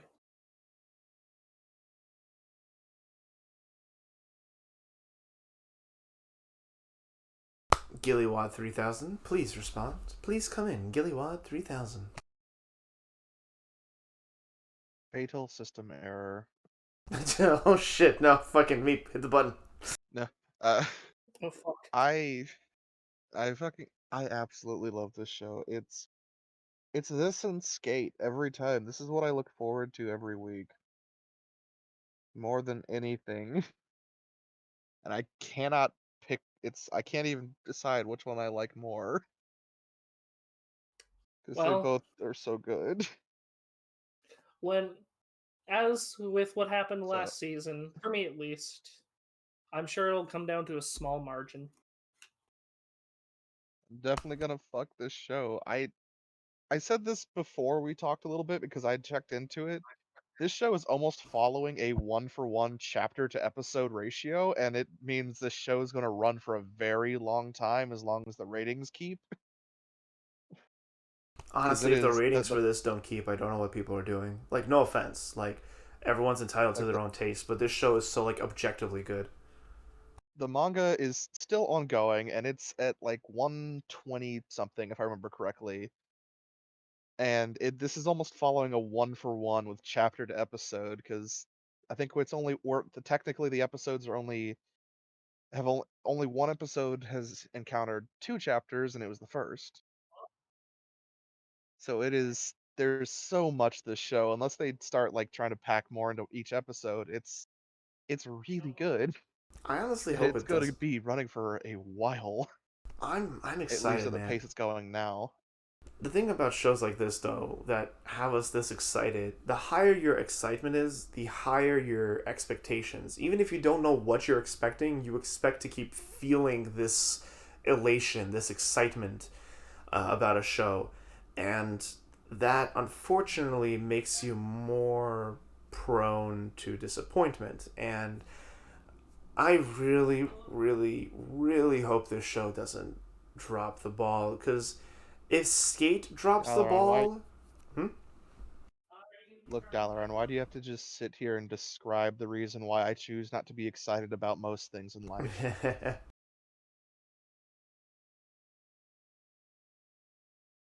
uh, 1 sec. Ah, the silence. It is deafening. It is All right, just yeah. me Sorry, I now. just need to take care of Oh, like a there you quick are. little noise issue on the side. Alrighty. Yeah. Honestly, like Sk8 can drop the ball, and we still have the spectacle of the Sk8 animation, because holy shit, the Sk8 with Adam is insane. Like, it is beyond what is to be expected from like a skateboarding anime. The dude tangos with him and fucking leans him back so far that his face almost grinds against the fucking track. Uh, and like, even if the show drops the ball and like fucks up here and there, we will still have that. One Direct Priority is far more, I think, is more volatile than Horimiya, so it's a very delicate thing, like an egg is. But if Horimiya drops the ball, it's gonna suck. I will be really upset and disappointed.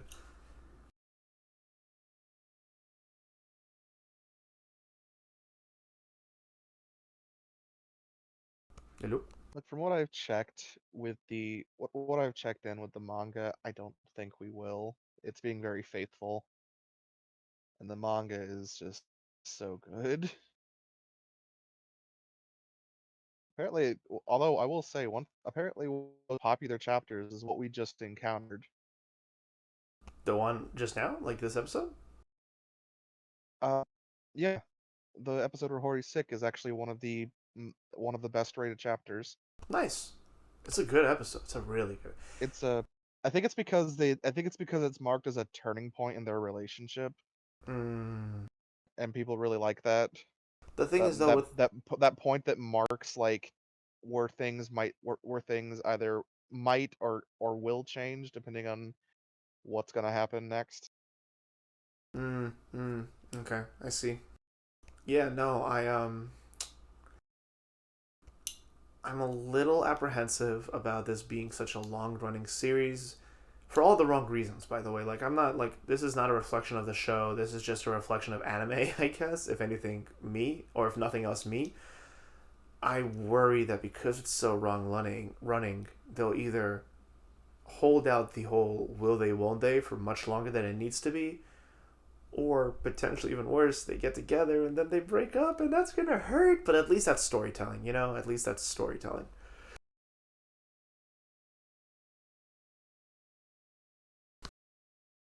It was just so cute and nice. I I really hope that she just follows up with him next episode, man. I I hate couldn't get over her reaction. Thanks Just for the way that unmuting in time for us to hear you collapse. I couldn't get over I her reaction though. Like he just go ahead, Meep. sorry, I was just gonna say I hate Discord's mute function because I swear I clicked the mute button, but I guess I wasn't muted. I just had a phone call. Cool. Well, double check from now on. Anyway, Gilly, you were saying? I just all I was saying is I loved Hori's reaction. Like he's going on about make sure to get something to eat and drink. Call or text if you need anything. Oh, and I love you.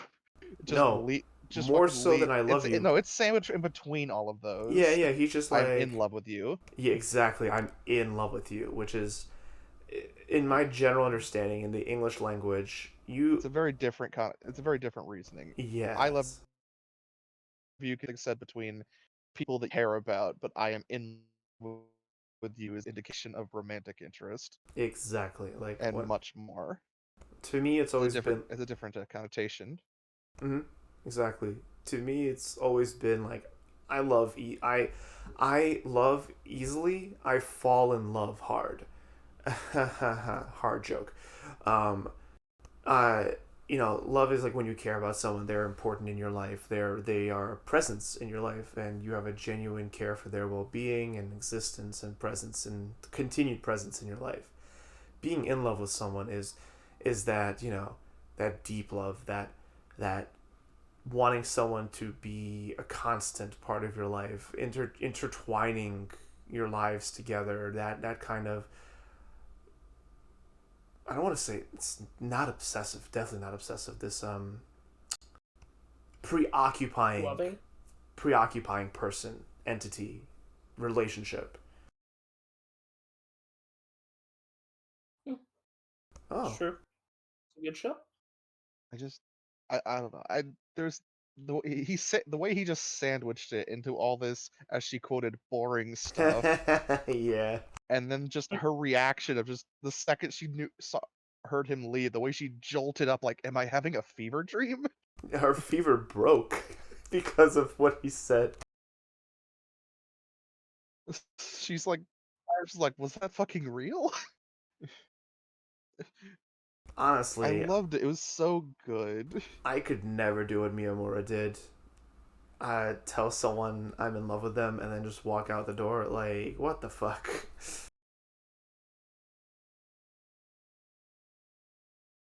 I can't tell I if think this that was is. the first time he's ever confessed to someone. Of course. Who else would he have confessed to? He's had very few relationships before this, let alone interpersonal relationships. In fact, this is probably the Friend's first. What was his orange-haired friend's name again? Sato? Shindo. Sando. Shindo. Could've confessed to Shindo. Sato. I mean, here's the thing when it comes to Miyamura. When fucking Hori asked if he had a crush on Toru, his response wasn't, "Oh, I'm straight." His response was, "I don't think we'd be a good couple." So, you gotta wonder if Miyamura is bi. Does the buy? At the same, I feel like that also might just be a whole thing of he doesn't understand that he might need to clarify that. It, also true. Yep. He Maybe. doesn't seem like someone that would actually have to think about that. I just you mentioned Shindo again, and as someone who was bullied, I just have to give mad props to the dude that said like, because the fucking punk with the teal hair was bumped into Miyamura when they were in middle school, and he dropped all his shit, and Miyamura was just so done with everything that he didn't even pick up. He's like, I'm not even going to, it's just like complete, like desensitized to just being bullied and being in school. And Shindo helps him out just very callously because Shindo's kind of a head empty guy. But part of his charm is that like when he was talking to him, he's just like, "Hey, you've been the kid who bumped Miyamura." He's like, "Hey, you've been hanging out with Miyamura." He's like, "Yeah, you should stop. Like, people are gonna like think weirdly about you." He's like, "Yeah, well, but isn't that you? Isn't that your fault? Isn't that your whole thing? You make him feel that way, so he continues being gloomy." Anyway, you're just upset because you think he's stealing me from you. Don't worry about it. I'll hang out with you next week. And just Yeah, leaves. that was the best part about it. Like, he didn't even try and cut ties with this kid. Like, look, I get you're just I get you how you're acting. We'll hang out later. Just God, what a chill. fucking... I don't even know what to say. Like, that's... Is that a power move? Is that a head empty move? That is like I've never seen. That is like the most eloquent way about going about that, but abrasive at the same time. And it is I've never seen that before done in that way, and it was really good. Yeah. Called him out. Call him out hard. He just called him the fuck out and said, "Look, we'll hang out later. See ya." And that kid looks like a shitty kid too. He had those pensive eyes, you know? Well, I believe we've given our votes and everything. Are we ready to sign off, ladies? Yeah. Ladies and just cuts off. Well, What are you ladies trying and to say, gentlemen. Meep? Listen, I know Mono's ghost is behind you, Gilly. And I'm not Mana's ghost. I am Mana's ghost the whole time. Fuck. Gilly's been a ghost this entire time. No, guys, come on. The real Mana's makes ghost sense. is the friends we made along the way. I've been your host, Meep, joined by my co-hosts Gilly and Dalaron. Once again, thanks Team 4-Star for inventing this format, and yes, this format, and allowing us to use it.